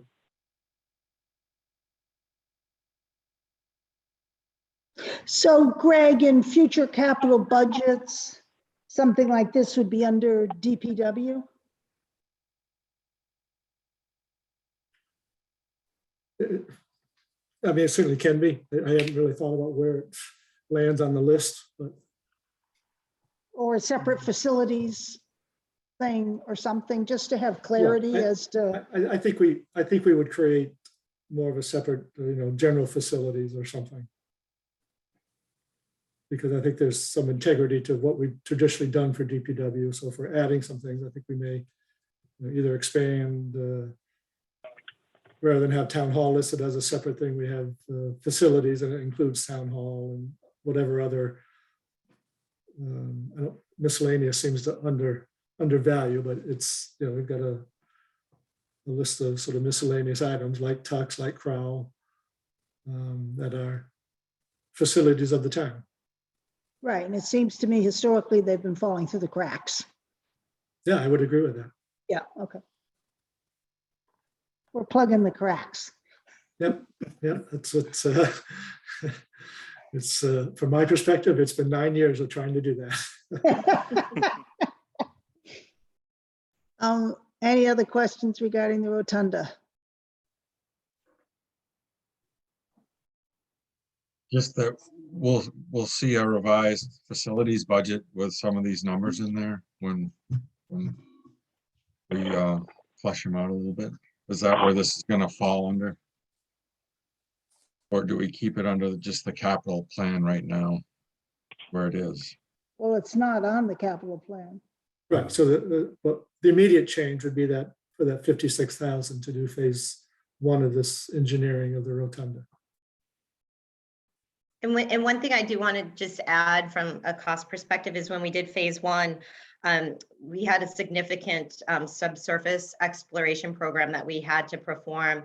And we've completed that to also include the work that we need to do at the pier so that we don't have to go back out and redo boring. So it really gives us a great opportunity to jumpstart right into this next phase 2 without having to ask for more money to go back to do those types of explorations. We anticipated having to move forward with the 2 phase. So we were able under this first phase to get all of the geotechnical information that we needed to proceed forward with the pier design at the same time as we did the float phase 1 of the project. So is it reasonable, Christine and Scott, to do this in 2 fiscal year phases, or is that Greg, a fiscal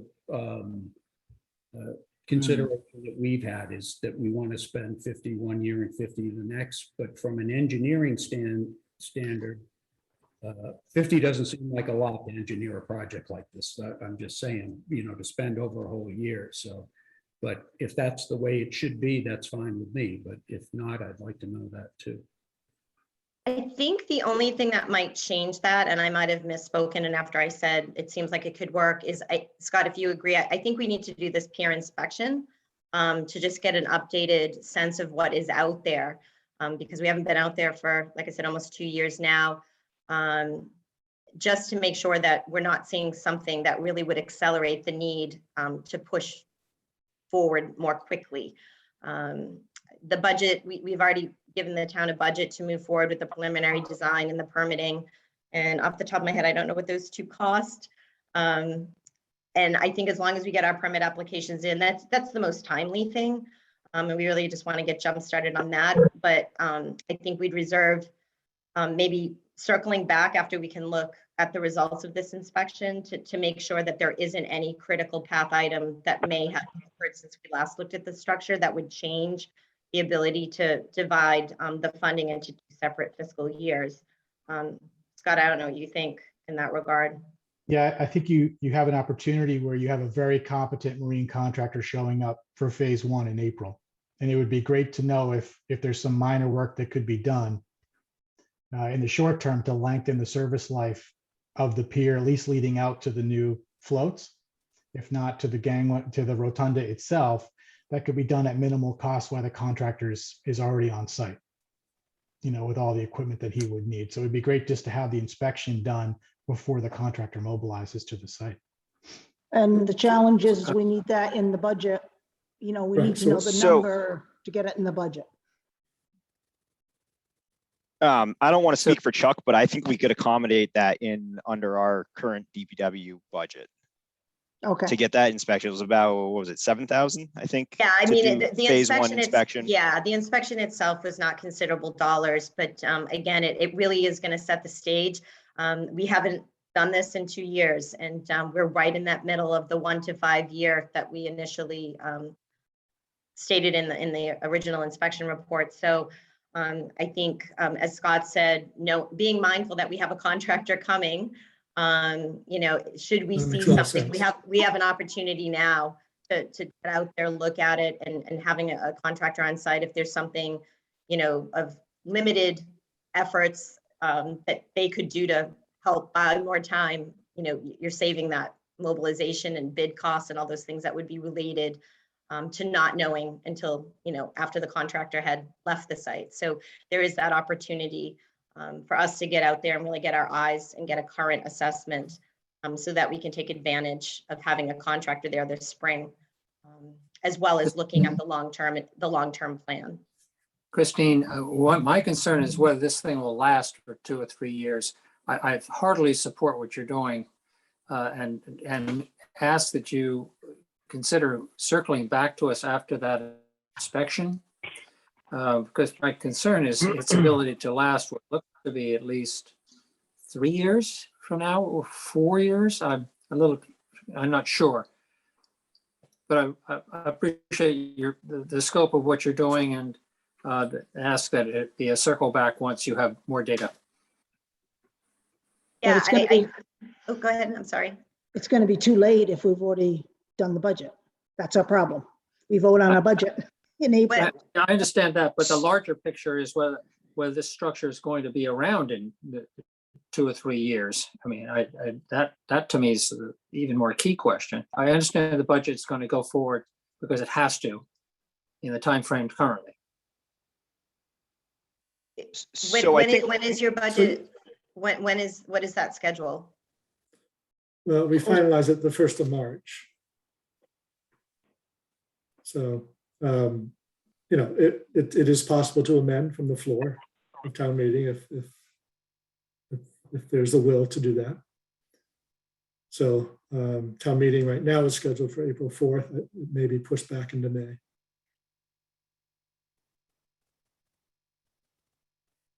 But I think, Scott, I think we could get out there and get our eyes on it sooner than later if the town wants to Yeah, I think we ask should do us to that. proceed in that capacity.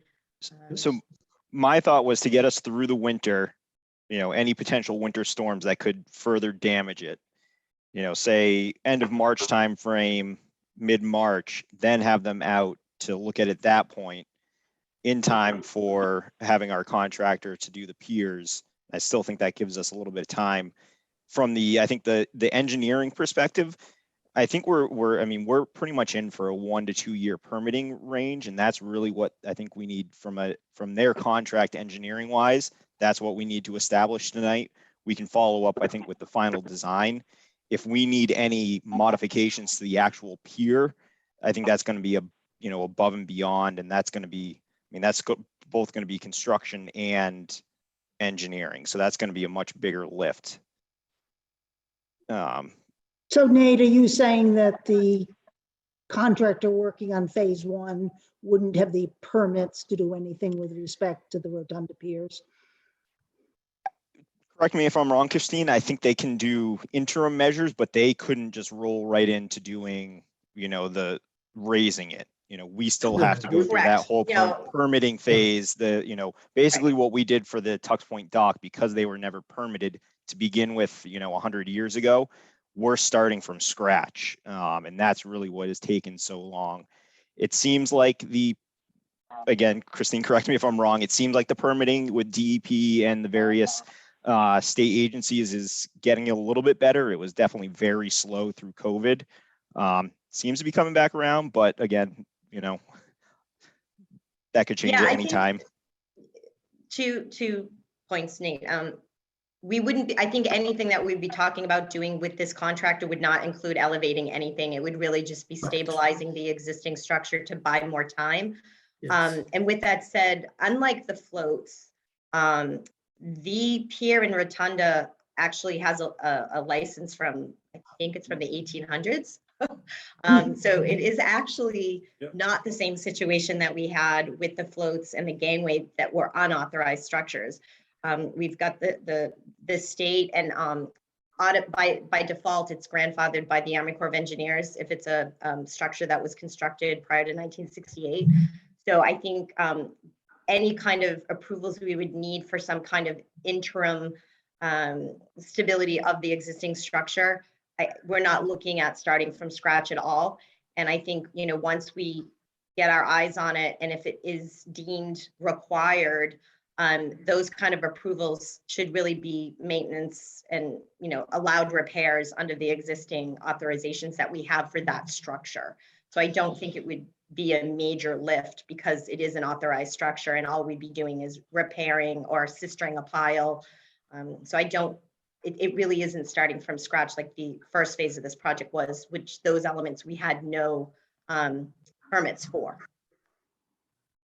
So Christine, if we allocated the full amount, the 106, I think the number is, for permitting and design, could you complete that in a year's time? And that next year, this time, we would be going to construction? I think it's fair to say, and I know this is being recorded, so I have to be very careful how I phrase this. We are at the mercy of the regulatory community. Right. There's a lot of really good selling points to this project. The elevation of the structure is something that really would be very much supported by all the regulatory agencies, because this is something that is really at the forefront of a lot of the waterfront infrastructure improvements that we are moving forward to permit in today's world, being cognizant of climate change and sea level rise. So that I think there'd be a lot of support. When we did permit the docks, it was described as a phased project, and that phase 2 would be this. So they're already aware that this is coming. So I do think it's possible, as long as we stay within the general footprint of the existing pier rotunda. From an elevation standpoint, I do think, the permitting effort is not going to be a complex one, knowing that we can't obviously control the speed at which we get things, but the complexity isn't there, that would lend to a slower review process. And like I said, we've already set the table with the folks that we've gotten approvals at the state and local, and even the local, state, local, and federal levels for the dock, that phase 2 is coming, and I think there's support for that for sure. So we could budget the full amount rather than do it over 2 fiscal years. If it's not an issue, if it's not a deal breaker, I can't say that it wouldn't be a better position to be in. Should this inspection show something critical, where the time is less than we hope. Yeah. All right. That's good to know. Very good. Yes. So with that, I would say we try to work the budget so that we get the full 106 rather than do it over the 2 years. That just makes sense to me. I thought we were constrained by just the permitting process, that it would take that long, but if we can get it done sooner, then all the better. Yeah, I nothing we can guarantee, but just in No, our I understand. experience of, what this project consists of, and really the true selling points of what is going to be done out here from the regulatory community, it's something very positive. And I don't look at it, we don't have a lot of resource impacts, there's no grass, shellfish. We moved fairly quickly, aside from Chapter 91 license, for the floats, and that I think was COVID related in some regard. Army Corps was pretty quick to issue, conservation. So I feel like as long as, again, we stay in the general footprint of that existing structure in horizontal plane view and just work with the elevation, I think there'll be a strong support and appetite through the regulatory community not to have issue or take issue with this project. Okay. So we're good with the rotunda? I have one thought, Sarah, is it possible, Mark, that CPC funds could be used for any of this? Not only is it possible, but I suggested it at the last meeting, but you're going to hear in a little bit, or maybe not tonight, I don't know, Greg, about, well, we're going to certainly talk about the recs in their fields, but there is a substantial amount of money in the CPC unallocated today, but the thought is that a significant portion of that would go immediately to the burn dump site. So it's just a matter of balance, but it's a good thought, Maury. Mark, how much is in there roughly? $869,000. So with rounding, call it almost $1 million, right? If I could round like that, I'd love to. I'd still, I'd round to 850, brother. It's a lot of money. How about that? Yeah, but the burn dump's gonna cost 800,000. Yeah. Great, we got 879. But that's why I bring this up, because I think that we have been on borrowed time here, and as Greg said, we're trying to move on these things, and I think we should empower Christine and Scott as quickly and as thoroughly as we can. And so what if we get our design done and we got to wait a little bit? I'd much rather have that done and ready to go than have the thing blow away and not know what we're going to do next. So.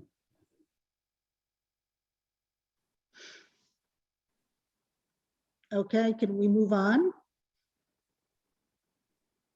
Our Park and Rec folks have been very patient. Well, thanks, everyone. Have a good evening. Thank Thank you you. both. Thank you. Very much. Thank you. Thanks, Byron. So does Thanks, anybody, everyone. thank you. Thank you.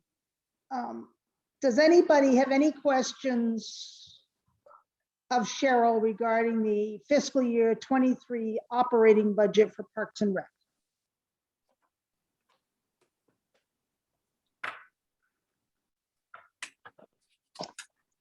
Well, that's a good start. It is a good start. It's nice not to. Then let's move to the capital budget. There we go. As we know, the fields is the big thing up for discussion.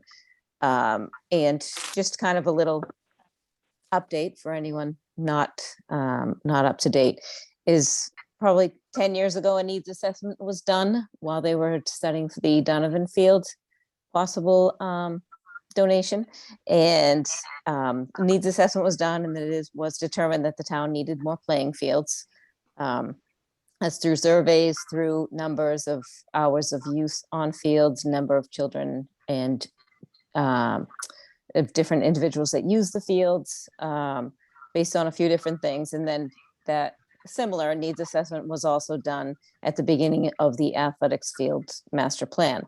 So lo and behold, since we did not get the Donovan Field thing, there was still shown to be a need for athletic playing fields. So as part of that master plan, which is up online on the Parks and Rec page of the website, if anybody has not seen it and would like to take a look, that there is still a need. So originally, once we got the master plan back, the Park and Rec committee decided that we were going to kind of put all our eggs into the Sweeney Park project, because that was the big project. That was the project that could really, even though it wasn't adding any field space, after looking at many other spaces in town, That was the one that could be moved on quickly and seemed the most possible. So, the engineer went through field, looked at, the DPW site, the compost site, all those things, and talking to planning and talking to whoever we needed to on different things, there was a reason that any one of those could not move forward. So then we thought about putting lights at Brook Street to extend the use at Brook Street, because as we know in the fall, that we can't use that after about 5 o'clock. And knowing the history of how that's gone with the neighbors, that we're thinking that instead of bringing the lights to the field, why don't we maybe bring a field to already existing lights? There are already lights at Sweeney. So that's kind of where we decided to head. So we had it ready to go 2 years ago for the engineering, and then it was pulled because it was COVID and we were trying to kind of slim down the budget. Not me, but you guys. So that kind of got put on hold. And then in the meantime, about a year ago, Pine Street became available for recreational use. So we're like, well, wait, that's part of the plan, that would both serve as a small sided field forever, and also it would help alleviate some of the teams that would be displaced during the Sweeney Field construction. So now we have the engineering out for both, for the burn dump and for the Sweeney Park artificial turf. So natural turf at Pine Street and artificial turf at Sweeney. So we're hoping to get a finance. Greg, I sent out kind of his financing plan. We've talked to CPA. Obviously, I'm not even sure if Jack Burke is on this call. Jack? He's supposed to be. Yeah, he is. He's got a phone Okay. call. He's got on phone. Okay. So after talking to CPC and talking to Andrea, the accountant, and Greg, there's options. And Greg, do you want to talk about that? Before we get to funding, I'd like Yeah. to talk a little bit more about location. Okay. Okay. We have Mascanoma Park, which is hardly used at all. And why can't you improve that to meet this need rather than creating a whole new field? So as you know, Mascanoma Park also gets flooded, which most of the fields do. And because Mascanoma was originally an Olmsted Park and considered more of a passive recreation, we do use it obviously for sports because it is the overflow field. And when people are looking for any flat green space, that does qualify. So it is natural turf, so it wouldn't necessarily get the use that an artificial turf field would, and I don't think anybody would like an artificial turf field right there. No, I'm comparing it to the Pine Street, which you're saying is going to be natural. Right. Mostly because of the water, I believe, and the water at Masco. So we could put probably $800,000 into Mascanoma, but now we're going to have to use it all the time as opposed to sporadically as we do now. So why don't you improve Mascanoma to be a real park rather than just a barren field that's never used in floods? I mean, that's my issue. We've got that land sitting there. It's not used and it's ugly. I guess it doesn't look all, yes, who's that? Sorry, Cheryl, this is John Harden. Hi, John, thank you. May I say a quick word? So sorry, I'm president of Manchester Essex Youth Soccer. And I just want to say that if I can add something here, we do use Masco quite a bit. In fact, during the fall, we have practices there every single evening from about 5 o'clock or 5:30 until it gets dark. In the springtime, we would do the same, except it is used by T-ball, I believe, or baseball perhaps. And then every Saturday morning, if you're there from, anytime, I think from about noon until 5 o'clock p.m., it is used solid also for soccer. So it's a thing we definitely use. It's not terrible in terms of its condition. It does have a few flat spots that do get quite wet. But it is a field that we use a lot for our program. I just wanted to make that clear. Yeah, Did you thank you, use it in John. did you use it in 2021? I happened to overlook that park. And I can tell you it was not being used every Saturday. And, Um, oh, go ahead. No, we used it every Saturday. Yeah, we did. Right. Not during the spring, but during the fall. And there was the abbreviated COVID season where I Correct. think you were able to use Sweeney more. But I'm sorry, Sarah, that it's used plenty. I'm thinking when you ask why aren't we doing there of a full-sided field. So I'm sorry, Muffin, did you want to say something? Well, I was just going to add that the Masconowall Park is used in the fall for a middle school field hockey program from 3 to 4:45, Monday through Friday, from usually the second week in September through the beginning of November. Okay. Yeah, and that is all permitted use. Right. And then we did, we do try to keep that also open for the summer concerts and, passive recreation as well. Right. But Sarah Mellish's comment is accurate. For many years that I recall, we've talked about improving Mascon because of the ruts in the outfield and whatnot that preclude a higher level of sportsmen on it because it's dangerous, frankly, to have a more seasoned type group there than a younger sport. So to me, that has been the primary field in Manchester since day one. And I don't think has been maintained. Even in the plan that we call for in your whatever year this was, 2020 book, it talks about improving some aspects, but for instance, it doesn't do anything with baseball diamond, which is the primary piece of it. So I share, just for the record, I share Sarah's concern that this is a primary athletic field that needs to be attended to. Sorry, this is John Harden once again. Just to be very clear, while Masco is great for our use, for example, for the smaller kids, there's no way that a full-size soccer field, lacrosse, I would even venture to say field hockey would fit on that field, especially where it overlaps the existing diamond. Well, Yeah, I'm glad you said that. About the same size as the burn. Right. Like, no matter what amount of money gets put into Masco, it's not going to look like something that you just said could be like a legit lacrosse, soccer, like, right? I mean, because Masco has to stay multifunctional, right? For, Right. spring concerts and, right? Like, I mean, whereas my vision, maybe I'm wrong, of this bird dump would be more like a legit, with lines and the whole thing, right? I mean, It's no larger though, is it? It will not be the burn dump will not be a full-sided field, but it will be a dedicated athletic field. right. Cheryl- Total level with lines, I assume. It will be lined for whatever it is that it needs to be. Yeah, like, for lined for soccer when soccer's using it, lined for lacrosse if lacrosse is using it, for field hockey Right. if they do. Yeah, depending on, we're not sure exactly how big it's going to be able to be yet. So not sure what lines are going to be on it yet.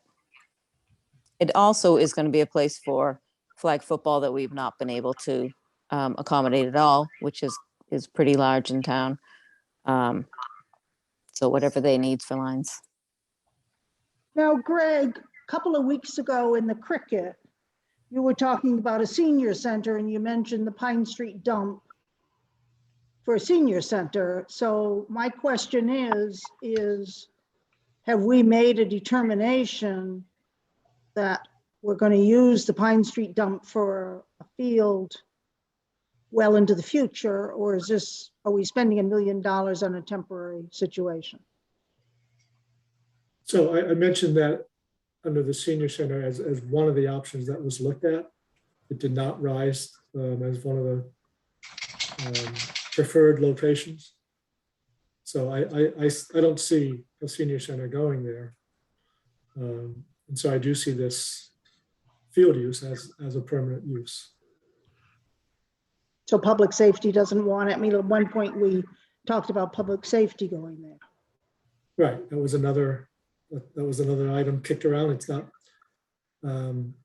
big enough to do both fire and police.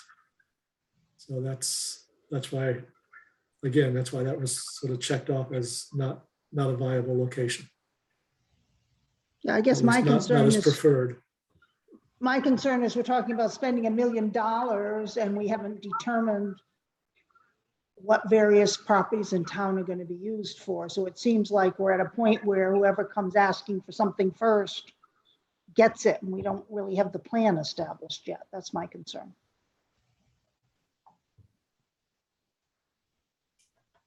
I feel like there's, and I may be overstepping, but there's sometimes ends up being some analysis paralysis, and we sit and wait for everything to shake out. We're losing years as we go on. And it seems like a park space, a flat green field is a good use for that area, you know, compared to what it is now or what it could be. Will it stay like that forever? I don't know. $1 million is a lot of money. Not saying it's not. But it's a, you know, a heck of a lot better than what it is now. Yep, Sorry, I agree with that. Yeah, just one thought, Greg. This is again John Harden. I believe that the burn dump also has some other historical issues with what was there, and therefore might contribute to what could be there in the future. In other words, I think houses were built there at some point. It was then deemed that it wasn't suitable for houses. I think that might end up being true. And I don't know if it's qualified as a brownfield site or not, but a recreational use would be allowed, much like it is up at Magnolia Woods up in Gloucester. Right, so housing is prohibited on the burn dump. You know, would does a fire station with the firefighter sleeping overnight qualify? It very well might as housing, which may preclude it from being public safety, which again, it had other issues for being public safety because it was small to house both fire and police. And what's the depth of the soil cap? So there's no formal cap. Okay. But there's the contaminated soil is some 18 inches or so below, maybe 24 inches. There's there's a warning tape when you get into the contaminated soils that are there. Yeah. So would there have to be further work to, you know, I guess amend the capping that's there or the coverage that's there? That doesn't seem like a lot of cover. So we would build up from there. Exactly. Yeah. Yep. And so has there, I can't remember if I've seen whether there has been at least any initial planning of what a field looks like on the available acreage that's there. Yeah, there's a preliminary layout. Okay. I just saw it today. It came in the mail, one of the emails, Yeah, it's in the master plan, I the think. master plan, yeah. Thank you, yes. So Masco is listed as town conservation land as well. So I don't know how that would inhibit us from doing any type of project there. What hoops we would have to jump through, or even if we could. I would have to talk to Ms. Bertoni about that. All I'm saying is if we're going to have something like Masco, we either use it for playing fields and improve it, or we make it into a nice park.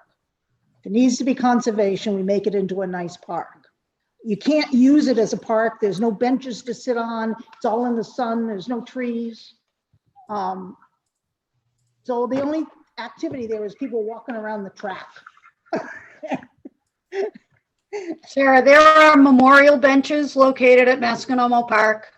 Yes, there's but a lot of them. just on the edge, there's nothing in that middle area. You can't go and sit and read a book. Is No, it it's the park? shade. Yeah. It's Is a it the shade. park and rec budget that maintains the fields there? Or how does that, it seems like it's not going to solve our needs for an additional field, but it should at least be maintained better for the Exactly. ruts and such. Is that a operating budget of Parks and Rec, or is it in the DPW? How is that? It's DPW. Okay. Everything's DPW now. Well, I believe Pretty that much. always has been. Okay. But I will say that having Nate around, I think that and Brian would probably speak to this as well. There's a much better working relationship between DPW, the harbor, myself for Parks and Rec. So when it's time to do the capital budget, as you can see with some of the other projects, even at Sweeney, the numbers that had been thrown around were not, when we were talking about numbers for parking, for the parking lot, we didn't have nearly enough money. When we thought about doing bathrooms before, it wasn't enough. And those numbers were coming from whatever DPW director we had at the time. Now we have Nate, who's the facilities and an engineer, and now it's just a better working relationship where we can talk about what does the town need as opposed to just what does Parks and Rec need, or what does the harbor need, or what does DPW need. We can really look at the bigger picture. And the fields and the old field and the new fields are all part of that. Well, I think Dean's point is the same as mine, which is the fields need to be maintained. And in the case of Masconomo, they have not been for an extended period of time. And in fact, I remember Parks and Rec requesting from CPC tree replantings and all. So I don't know how that's into capital, but that goes back to my question on the Rotunda is who's running what. But if now it's Nate that's running all the facilities, Nate, we should fix Masconomo Park. So last year we did make a point to try to, and I think it'd been a number of years of doing fertilization and those type of lawn care programs on cemeteries and Masco and the town common.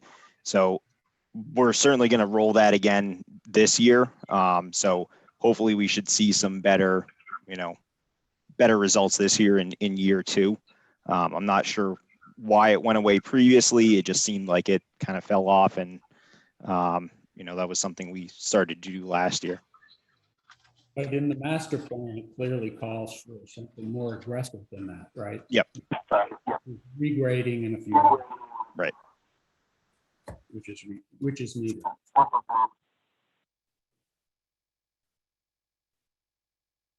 So do we want to move to the funding methodology? I'm okay with that. Is anyone else? So we all got, or all of the finance committee members, anyways, got the Greg's latest plan. After talking with the CPC, they think that they can potentially fund the Pine Street with their available cash, as Mark had mentioned earlier. And, originally with the engineering for both projects being done at the same time, we were hoping to be able to start both projects at the same time.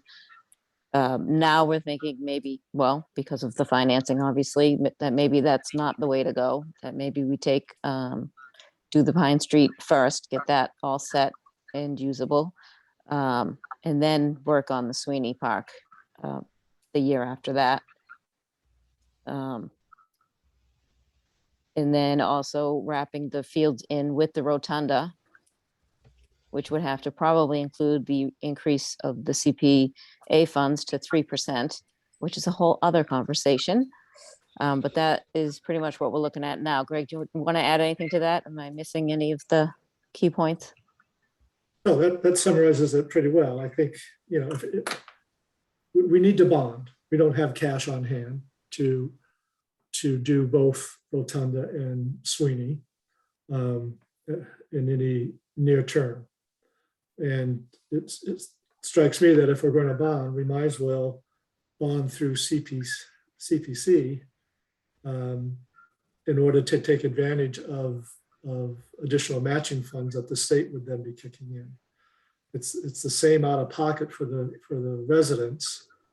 Whether we do a debt exclusion or we do it through a higher surcharge on the community preservation fund charge. And obviously the clear advantage is that by going to 3%, you get a premium match from the state. And it could be upwards of, originally it was 100%, but we haven't seen those numbers in a long time. But it could be upwards of 60% state match rather than what we have been getting. So it strikes me as if we need to bond anyways, then a smart way to do it is through the community preservation surcharge. How does that impact the availability of CPA funds for other purposes? Does it tie our hands? Are we using it all? No. Sarah, this is Sarah. Basically, Excuse me, this is Jack Burke. I can speak to that if you'd like. Okay, Jack. Ms. Jack. Hi, sorry for the technical difficulty, and I wasn't able to get on with Zoom. I was on by phone and then cut off, and I'm hoping I can stay here. But I can give a brief report on CPC. Currently, we're bringing in about $400,000 a year from surcharge, and this year we received a 44% match from the state. We do have on hand unreserved money of about $850,000. I'll go with Mark's figure that he talked about earlier, rounding down. We are comfortable that we have $800,000 to spend this year one time on something. And the reason for the extra cash is that the state changed the formula. We were down 17%, and with the change in formula and the increase in real estate activity, obviously the match got much higher. We are estimating $420,000 of new surcharge money for fiscal year 23. And we don't know if we're going to get the 44% again. But speaking to the 3%, just while that was mentioned, if we had been at 3% this year, we would have received a 65% match from the state. So that's what Greg was alluding to, that there is a second round of funding for those cities and towns that take the full surcharge. If you recall, this did happen during the Donovan years, even though we didn't spend the money on the Donovan field. There was a year that we brought in $900,000 of total funding because of the extra surcharge. So the answer is we do have $800,000 that we could spend this year for the burned up, if that's the way the town would like to go. The other way would to apply for bonding, a combination of cash and bonds to do Sweeney Park. CPC could handle, I'd say up to $2 million bond without an increase of surcharge, but that would take about 40% to 50% of our income. We would definitely, anything more than that, we would need an increase in the surcharge. So I hope that helps. And I can answer any other questions that might come up. Do you have issues with funding Sweeney Park if it's a turf field? Say again? Do you have issues with funding Sweeney Park if it's an artificial field? We cannot use our money for an artificial field. That's what I thought. So the town would have to fund that separately. So you can only cover 1.5 million. We can cover everything. We can cover everything else on that project, except for some reason and probably to satisfy the green group and keeping everything clean and green, they decided that CPA funds could not be used for artificial turf. there are very few things we can't use in a recreational field. Artificial turf is one, and building bleachers is another that we cannot use in a park like Sweeney. So you Hey, can't do Greg. the concessions area. The concessions area would probably not be allowed. Yeah. Okay. Hey, Greg, Yeah, Mike. can you just walk me through, like, if we just kept it simple and had the town do the borrowing, right? Whatever the number is, I don't know, 2 million, 3 million, you know, right? You mentioned a debt exclusion thing. What can you just at a high level? Because I'm thinking, you know, a 3 million or 2 million bonds at current interest rates only adds, you know, how much extra interest expense a year, right? I mean, very, very little, right? So I'm trying to wrap my head around, you know, the debt exclusion thing you're talking about. Right. So, there's multiple ways to fund a large capital project. One is try to pay it out of cash, dipping in, you know, using more reserves or whatever. That's one way. Another way is we do have some excess levy capacity, meaning that we can go above 2.5% in any given year without doing an override or special debt exclusion in order to pay for a bond. Or you can do a debt exclusion, which means for the life of the bond, you can, that additional funding that you're raising to pay for that bond does not count against your 2.5 cap, your 2.5%. Proposition 2.5 cap on how much you can increase your tax revenue. And so that's why we call it an exclusion. It's excluded from the calculation of the Prop 2.5 limit. Right, but I guess like when it was the school, I got it, right? Because we borrowed, that was a huge number, right? So, right, you know, the interest alone per year on the school debt was a big number, right? So I get that we had to go through all that mechanics you just mentioned. But if I'm thinking of borrowing on a much smaller level, whether it's 1, 2, or 3 million, right? That's only going to produce, I don't know, 30, 60, 70,000 a year, right? In extra interest expense, right? I mean, unless I got my decimal points in the wrong place. I mean, so no, right. So that's a much smaller number to have to put in our budget. Like, I don't see why it would. Right. So like I said, you could, I'm combining the Sweeney project with an anticipated fairly large number for Tux, for the Rotunda. And bundle those two together, and that extra 1.5% surcharge on community preservation. Those funds are, in essence, that extra 1.5% is dedicated to that bond payment for those two projects. That, in my mind, is sort of a neat and tidy package. It's understandable to the voters why we're increasing the surcharge. But just so I can wrap my head around it, and I'm not going to hold you to it, but what's the number you're talking when you add that together? We're talking. So if you're borrowing 4 million? if you're charging 6 million, you're borrowing 6 million to do those two projects. 2 million for Sweeney and 4 million for Tuck, for the Rotunda. And again, I don't know numbers for certain, but I'm guesstimating. Yeah, no, that's fine. So that's $6 million annual debt payments. Is going to be in the $400,000 to $500,000 a year range if it's a 15-year note. You could do it over 20 years. What kind of interest rate are you using? 2%. 2.5%, 3%. 2%, you got to pay back. Right. I'm paying back the principal plus interest. So over 15 years, 400,000 a year, that's 6 million. Okay. I mean, Can we Okay. get back to what CPC can and can't cover?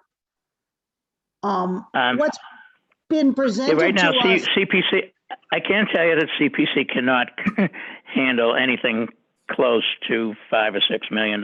We could easily handle about a $2 million bond, which would cost per million. We're looking at $80,000 to $90,000 per year of debt service. So using that as a number, I got that from Andrea. 2% interest at 15 years. The rate could be lower. However, I don't think it will be lower for much longer. But at 2%, $80,000 per million, $5 million would be $400,000 a year. The only way we could handle that would be with an increase in the surcharge. But without an increase in the surcharge, we could probably handle a $2 million bond, which would be $160,000 to $180,000. I guess my concern is with respect to Pine Street and Sweeney Park, what portion of those costs cannot be covered by CPC? Because it looks to me like at Sweeney, $1 million of it is for synthetic turf field, which can't be paid for by CPC. And Jack said no amenities, no benches or anything. And I don't know for Pine Street. No, I said no. I believe it's a $500,000 figure for the artificial turf, and we certainly can have benches. What I meant is we cannot have bleachers, a stadium type of bleachers, and so we can pay for 100% of the burn dump. There's no issue there with what we're putting in, including parking and in fields and safety barriers or anything else, and we can virtually pay for everything else at Sweeney, with the exception of the artificial turf. I don't know how much in that proposal was for a snack bar. So It's not in there. The master plan has 910,000 for the synthetic turf field. Right. That's almost $1 million. What's the total cost for the burn dump? Is it the 800 grand? 800 is the number we're working on. Yeah. 830, 550 is what's in the master plan. Which is Okay. And that cash is already on hand, right? For CP. So like. Yeah, but it's all we have in CPC. So you're precluding For this year. from using That's for that this for year. any other projects. No, That's not true. I'm sorry. Let me explain. We've already approved a number of projects this year, including $200,000 for the Manchester Affordable Housing Trust and a number of smaller projects worth that come to about 200 I believe about 329,000 I believe is the amount we've approved so far, and 200,000 of that was for the Affordable Housing Trust. So that we had over $1 million, and now we have 869,000 left, and so the answer to your question is we still funded everything that came before us this year, and we have 800,000 left. But I'm trying to build on what Sarah I'm trying to build on what you're saying, Sarah, about the kind of the boxes that need to get ticked for Sweeney, right? Whether it's bleachers or artificial turf or blah blah blah. And I'm just saying, if they got 879 and basically it's an easy cut a check, the cash is there, they pay for the burn dump, awesome. Now we're looking at Sweeney, and why would we have CPC borrow money to pay for Sweeney if now we get caught up in all this gray area and footnotes about, well, they can't spend money on artificial turf, and well, they can't spend money on bleachers, and well, that's the point I'm trying to make. Well, I also would ask, what's the spectator seating at Pine Street going to be like? Is that covered? Can that be covered by CPC or not? Or is it going to have to come out of town funds? That will be just Well, if you're people looking bring their own chairs. if you're looking at some aluminum benches like we have down at the basketball park, at Sweeney at the basketball court, that's not an issue. We just cannot build a stadium type seating. For example, the high school football field stadium would certainly not be an allowable CPC expense. Yet a few benches for sitting around is not an issue.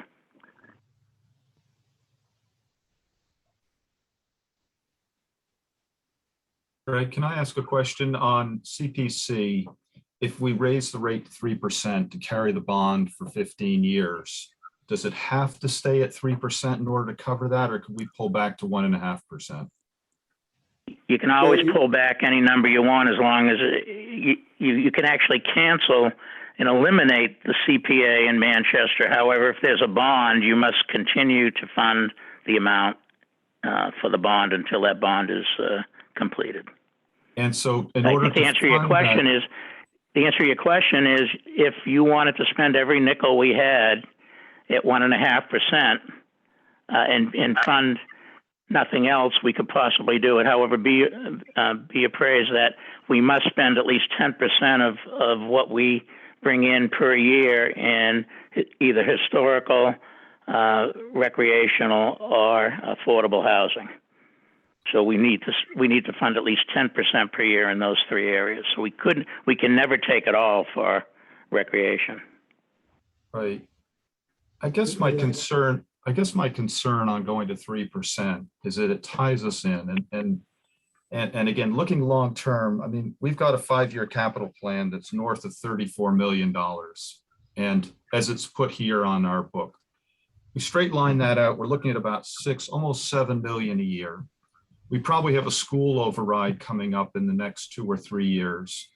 And we've got a lot of load coming onto the taxpayers here. So I think maintaining as much flexibility as possible and not getting locked into 3% rates is an important consideration looking at the long term. So I believe Greg. Excuse I just want to say, Maury, I 100% agree with what you just said. And that's you said much better where I was trying to go. But understand, if you Taking into bond, account is the leverage from the state. Yes. You're going to end up paying the same amount for the bond, whether you borrow it for the town or whether you borrow it for CPC. The benefit from CPC is you get 40 to 65% additional money from the state. Right, reimbursement. Yeah. Right. If you can spend it though, I'm hearing of all these little footnotes, like you can't spend it on this, you can't spend it on artificial turf, you can't spend it on that. So like artificial turf is really the one major thing at Sweeney that we cannot use CPA funds for. Right, but that's the biggest bulk of the cost, I gotta believe, right? I mean, it is a big one. It is a big one. Yeah. Yeah. You know, I just think this goes back to really engineering and planning. And again, I reflect back 4 or 5 years ago, we had a problem with the library roof. We went to CPC looking for funds to repair the library roof. It was a historical structure. There were limitations on how we could use funds, and we ended up going somewhere else. So this is the importance, I think, of having engineering and knowing what we want to do and planning here as we go. So understanding turf fields, benches, all this stuff, what we want, if it's a dirt parking lot or a paved parking lot, will it get paid for? We need to go into this with an understanding and good engineering, I think. so the engineering will be complete in a month or two, Cheryl? Yep, should be done in March, Yeah. even for the beginning. Yeah. Can CPC pay for the bathrooms? Yes. Yes. Okay. But we can. However, the $500,000 that is suggested seems a little bit percentage-wise of that whole project a little out of whack to me. This is showing 683. Yeah, well, even more so then. Yeah, I mean, those are the engineer's numbers, so we're not Right. we're not making them up. Right. So I mean, I've asked the question why we can't replicate what's down at the at Tux Point for the bathrooms there. They're not winter. We have hot water, but we winterize them in the winter. They're seasonal, and I cannot imagine that building costing more than $150,000. But I don't know. I don't know these things, so that's just my thoughts. Right, right. It's not just the building, of course, it's the plumbing and everything else that goes, and electricity and everything that goes along Right. with it. Well, one of the biggest things for Sweeney was the tying into town sewer, which is very expensive because of the location of the sewer line, which is by Harold Street. And my suggestion had been to build, like a large yacht, to have a tight tank on a nicely done restroom facility and have it pumped out once a week, just like our boats are pumped out in the harbor. Or a composting toilet.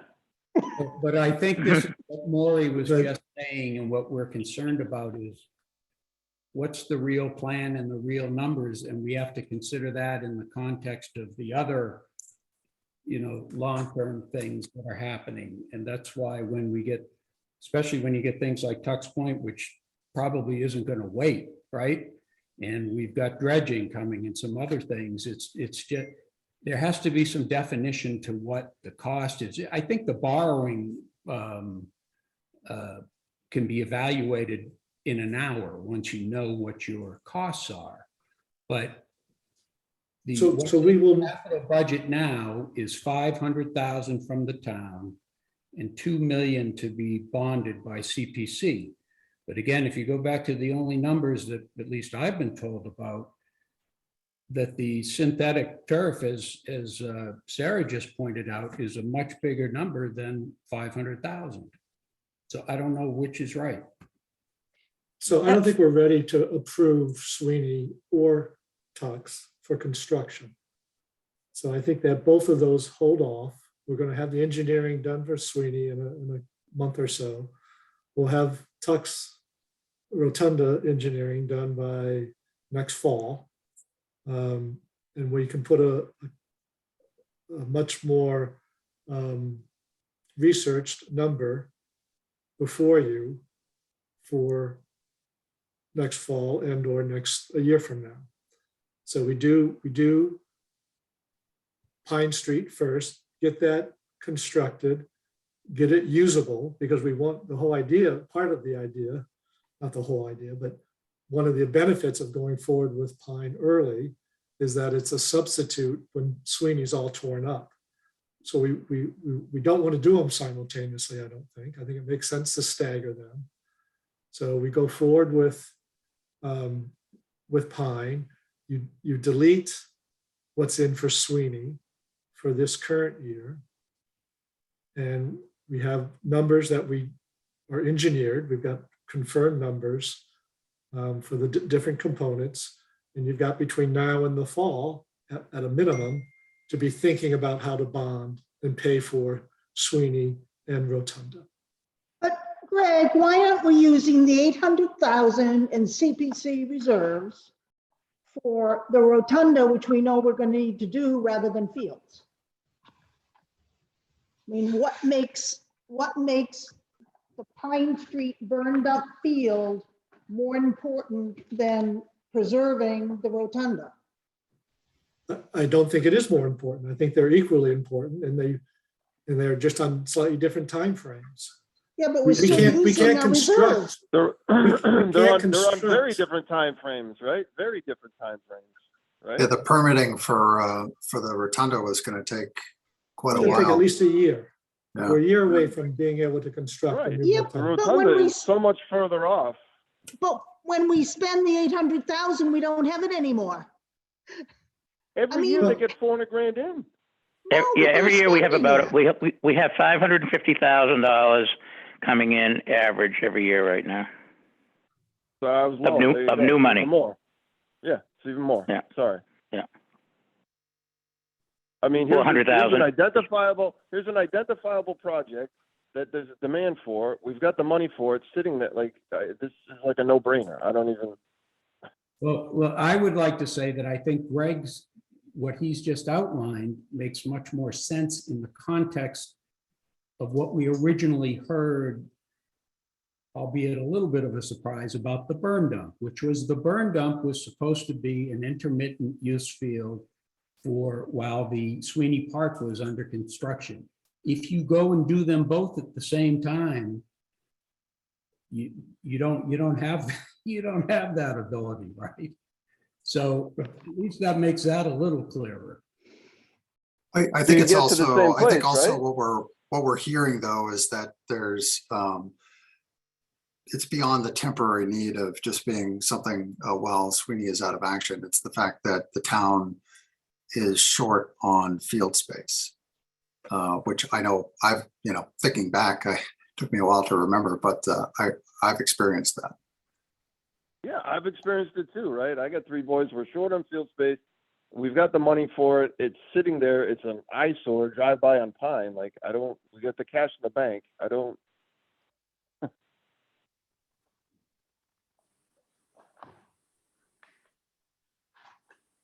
Well, I think if that's what we're talking about now, is the proposal is gonna be for the capital budget this year, we spend 800,000 of CPC money on Pine Street, then that's what, put it in the plan. Jack and I and many others at CPC will be meeting next week or the week after. And Next week. whatever, Yep, next week. next week. And we can have our debate about that, make a recommendation to the finance committee, and we can move on. Can we, as the finance committee, make a vote to suggest that to the CPC? Like, I don't know how that works. Is that no? I don't think we want to do piecemeal voting. That sounds like a reasonable plan to kind of hear what comes out of that CPC discussion. Yeah. And I think tonight's discussion has been helpful, I think, for kind of just elucidating the different requirements that we're seeing. Yeah, at I this mean, moment. look, I'm fine waiting a week. I don't get the reference to piecemeal because this is a single identifiable thing. But whatever, who cares about a week or two? That's fine. And this is why it was so important, and I'll speak for Jack and myself from the CPC to have this meeting, because to find out what the priorities were. And now if it is, okay, we want to be able to fund Pine Street ideally this year, and then in ensuing years, perhaps the Sweeney Park, once you've figured out how much it costs and what CPC may be able to pay for out of that total, then that gives us some guidance, I think, on the CPC, so. Mark and Jack, one thing that, I don't know if you've done this, but it would be really helpful, is if you ever put together like a 3 to 5 year plan for CPC funds. Of course, you've got to do open space, historic preservation, housing. But if you looked out. We do have a 5-year plan. It's on the website. It does kind of mirror the town master plan. But it's generally, our goal is to study the needs of the towns and work with all committees and other groups of residents. And we don't know all the time, what the long-term need will be. And a lot of times things come up to us on a short-term basis.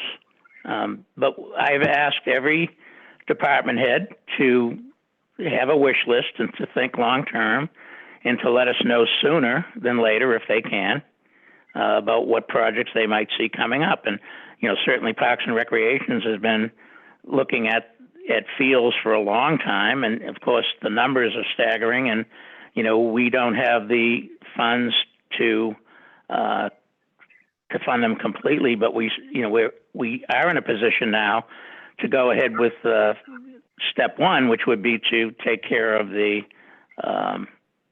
burn dump site. As far as the Rotunda, we've talked, again, that's something that's talked about regularly.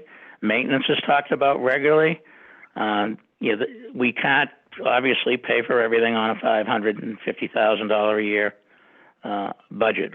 And there are a lot of smaller things that I think do well for the town, whether they're bike racks or trees and the Friends of Trees and cemetery restoration and things that have been let go over the years. So, we do what we can. Jack, I think part of the issue is we're asking the department heads to give us a 5-year capital plan. And it seems that it would make sense that if CPC is going to have a 5-year plan, that you look at the town's 5-year capital plan and kind of figure out in what areas you can use CPC funds instead of people coming to you piecemeal outside of our capital plan, looking for capital funding. 'Cause Well, it we kinda certainly can do better. undermines. Yeah, we can do better, I guess, looking at that. Over the last 15 years, generally it's up to somebody to fill out an application and come to us, but we're certainly happy to work a little better with all the powers in town. But in defense of the CPC, where I've sat down for 5 or 6 years, there's been no real capital plan on a department basis that has been carried over from year to year on a 5-year basis with any kind of consistency. So a lot of the things, Jack, that we get, they're like out of the blue. That's true. I've never seen or heard them. And by the way, he's right. Some of them are much shorter dollars than are going to sway somebody's capital plan. So I think we'd love to see a capital plan, both as I've ranted on about for the finance committee, but equally for the CPC that we could plan for. And that's why the evaluation of this bonding would impact that thought process very significantly, because we would need to know how much money, if any, we would have left over for CPC items going forward. Right.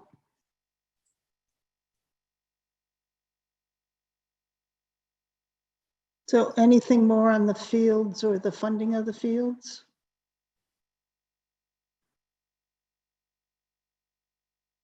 So do I gather there's going to be a check back after the CPC meets?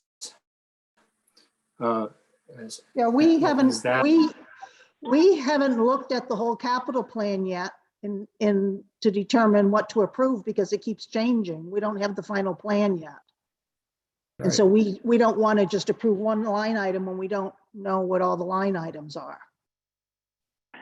Yes, Sarah, this is Jack Burke. After our next meeting, we will have a full slate of approved projects to come before you like we do annually to go over with you. Great. And I just want to add that so far, in my time here, it's been the community preservation who has covered pretty much all of the Parks and Rec capital needs for the past few years. You know, whether it's $100,000 playground at Masconomo or the garage doors at the bathhouse, we've been very fortunate to have the CPA funds, and we appreciate that. And this would just be one more step, and we'd be extremely grateful for what we've gotten from them. And I guess that may be part of why our capital plan for Parks and Rec is a little spotty, because it's always come from CPA. So that's kind of where I count on it. And we've been on the same page with looking for fields in the master plan and all that. So I think it's a great fit.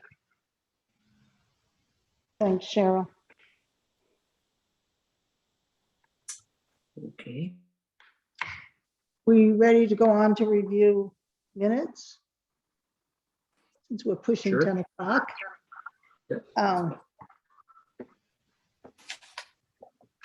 We have minutes from December 14th, January 13th, and January 20th. Did people have an opportunity to review them? Yes. Yes, I reviewed them and I don't have any issues. I'd make a motion that we approve all 3 sets of minutes as just referenced. And I second that. Peter seconds it. Okay. Take a roll call vote. And I believe Mr. Twining will abstain from December 14th and Mr. Pratt will abstain from January 20th since they weren't present. So with those abstentions, I will take a roll call vote on the minutes. Dean, Approved? Mark, Yes. Maury, Yes, Michael,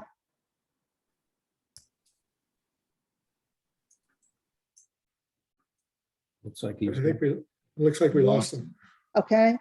Andy, Yes. did I miss anybody? Yes, Peter. Peter. Oh, The Peter, ones I- sorry.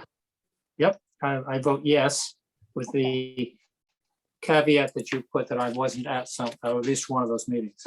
Okay, and I vote yes. Thank you, everyone. Our next meeting is on, Going to be shorter. God, I hope so, is February 10 with the fire chief.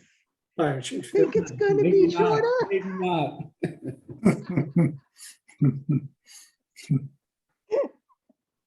And he's working on it because he sent me an email yesterday. And I kind of suggested simplifying things helps us a little instead of giving us all sorts of options. So we'll see. Is there any other business that I didn't anticipate that somebody wants to raise? yeah, Sarah, I have something I want to bring up Okay. again. And I'm cautious about this because it's late and I know we've been at this a long time, but it's also very timely. And I brought up last week this issue of John Whitten and support of the current thing. And I think this is really important for us to consider. I know I inquired about why John was no longer on the team for Manchester and supporting the ZBA efforts. And as I mentioned, watching these past meetings, his colleague, I don't think was as strong or engaged as he was. And I really think it would be incumbent on the town to get John Whitten back on the team for this proposed Shingle Hill project. You know, this town right now is working through a really complicated 40B proposal. I think the ZBA and the Board of Selectmen and others involved in this process really need the best legal support and guidance they can get. Mr. Whitten is seasoned, known, he's an expert. The clock's running quickly here. And I really think we ought to take a serious look at a recommendation that he come back on this program. It's going to have long-term implications for the town. And I think we need the best resources possible to guide the town on this process. So I think that's important. Do you want to speak to that, Greg? So a couple of things. So KP works as a team. So John is part of the team, and George has full access to John for advice and consultation. John's schedule initially did not allow him to be our front and center. He was away for a lot of the initial hearings out of town, and caseloads, his own caseloads.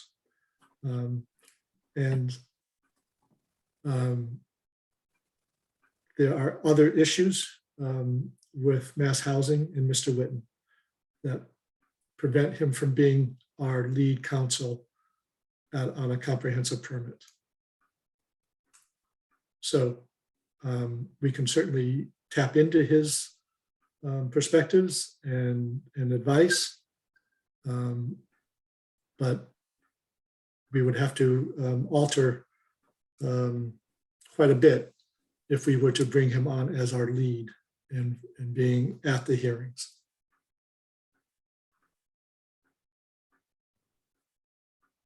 Could he be hired on as a consultant to support? He is. He already is. George has full access to John.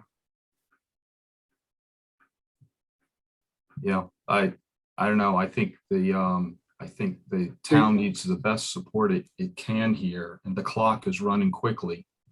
And so he's also good- we've he's had good at what he does. conversations with George this past week, and we have another one set up for next week about him having a more aggressive presence at the hearings. I think we will see that. Yeah. This is a long game. This isn't a sprint. This project will be tied up in courts for years, is what my prediction would be. And we need to make sure that we are able to work with Mass Housing. Yeah. Are you feeling differently though, Greg? You seem to have the same concern that Maury has. I'm sorry, Andy. You don't seem to share Maury's concern, so I'm just was trying to understand that better. I'll step in here for a minute. I think that the fact of the matter is to date, we've been laying the groundwork. The first major meeting regarding decisions is next week, Wednesday, when we get to the traffic and public safety. That's where the metal's going to start meeting the road as to when we look at those waivers and what we want to do with respect to those waivers. And we'll be meeting with town council in advance of that meeting. I will just say, when we get 4 months, 6 months, a year down the road, I think we want to make sure we can look back and say we did the absolute most thorough, best job with the best people possible. And if we don't feel we are at that place now, I think we ought to correct that. So.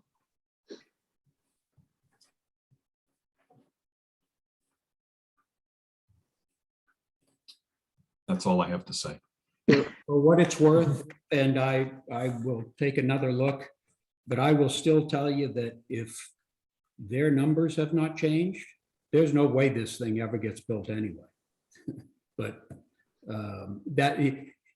that's not to your point, Maury, but just to say from a real estate investment standpoint, the numbers don't make any sense. Unless they've changed them, which I spoke to Sarah about, and I'll look again on the website to see, but they were just not in the ballpark. I think this committee was wrestling with that one almost a year ago, and there's just a great big gap, and it hasn't been corrected or figured out. So. And to some of my other colleagues in the real estate business, when I've talked to them about this, they said, Mark, even at these numbers and as high as they are, those blasting and rock removal charges are not even close. So, but you don't want to rest on those laurels because somebody may come along just to do it. So, but from an economic standpoint, I don't know where they're coming from.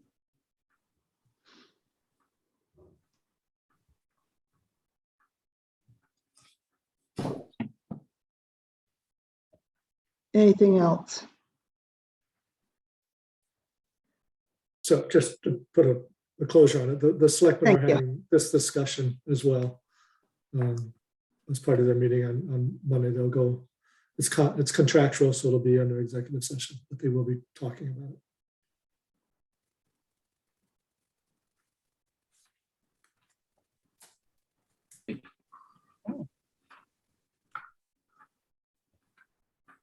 Anything else? Motion to adjourn. Thank you. Do I have a second? Second. Second. Take a roll call vote. Dean, Yes. Maury, Yes. Andy, Yes. Mark, Yes. Peter, Yes. and Sarah votes yes. Thank you all. All right. Good night, everybody. Night. Thanks. Good night. Thanks, Sarah. Thanks, Greg. Thank you. Yeah, thank all of you.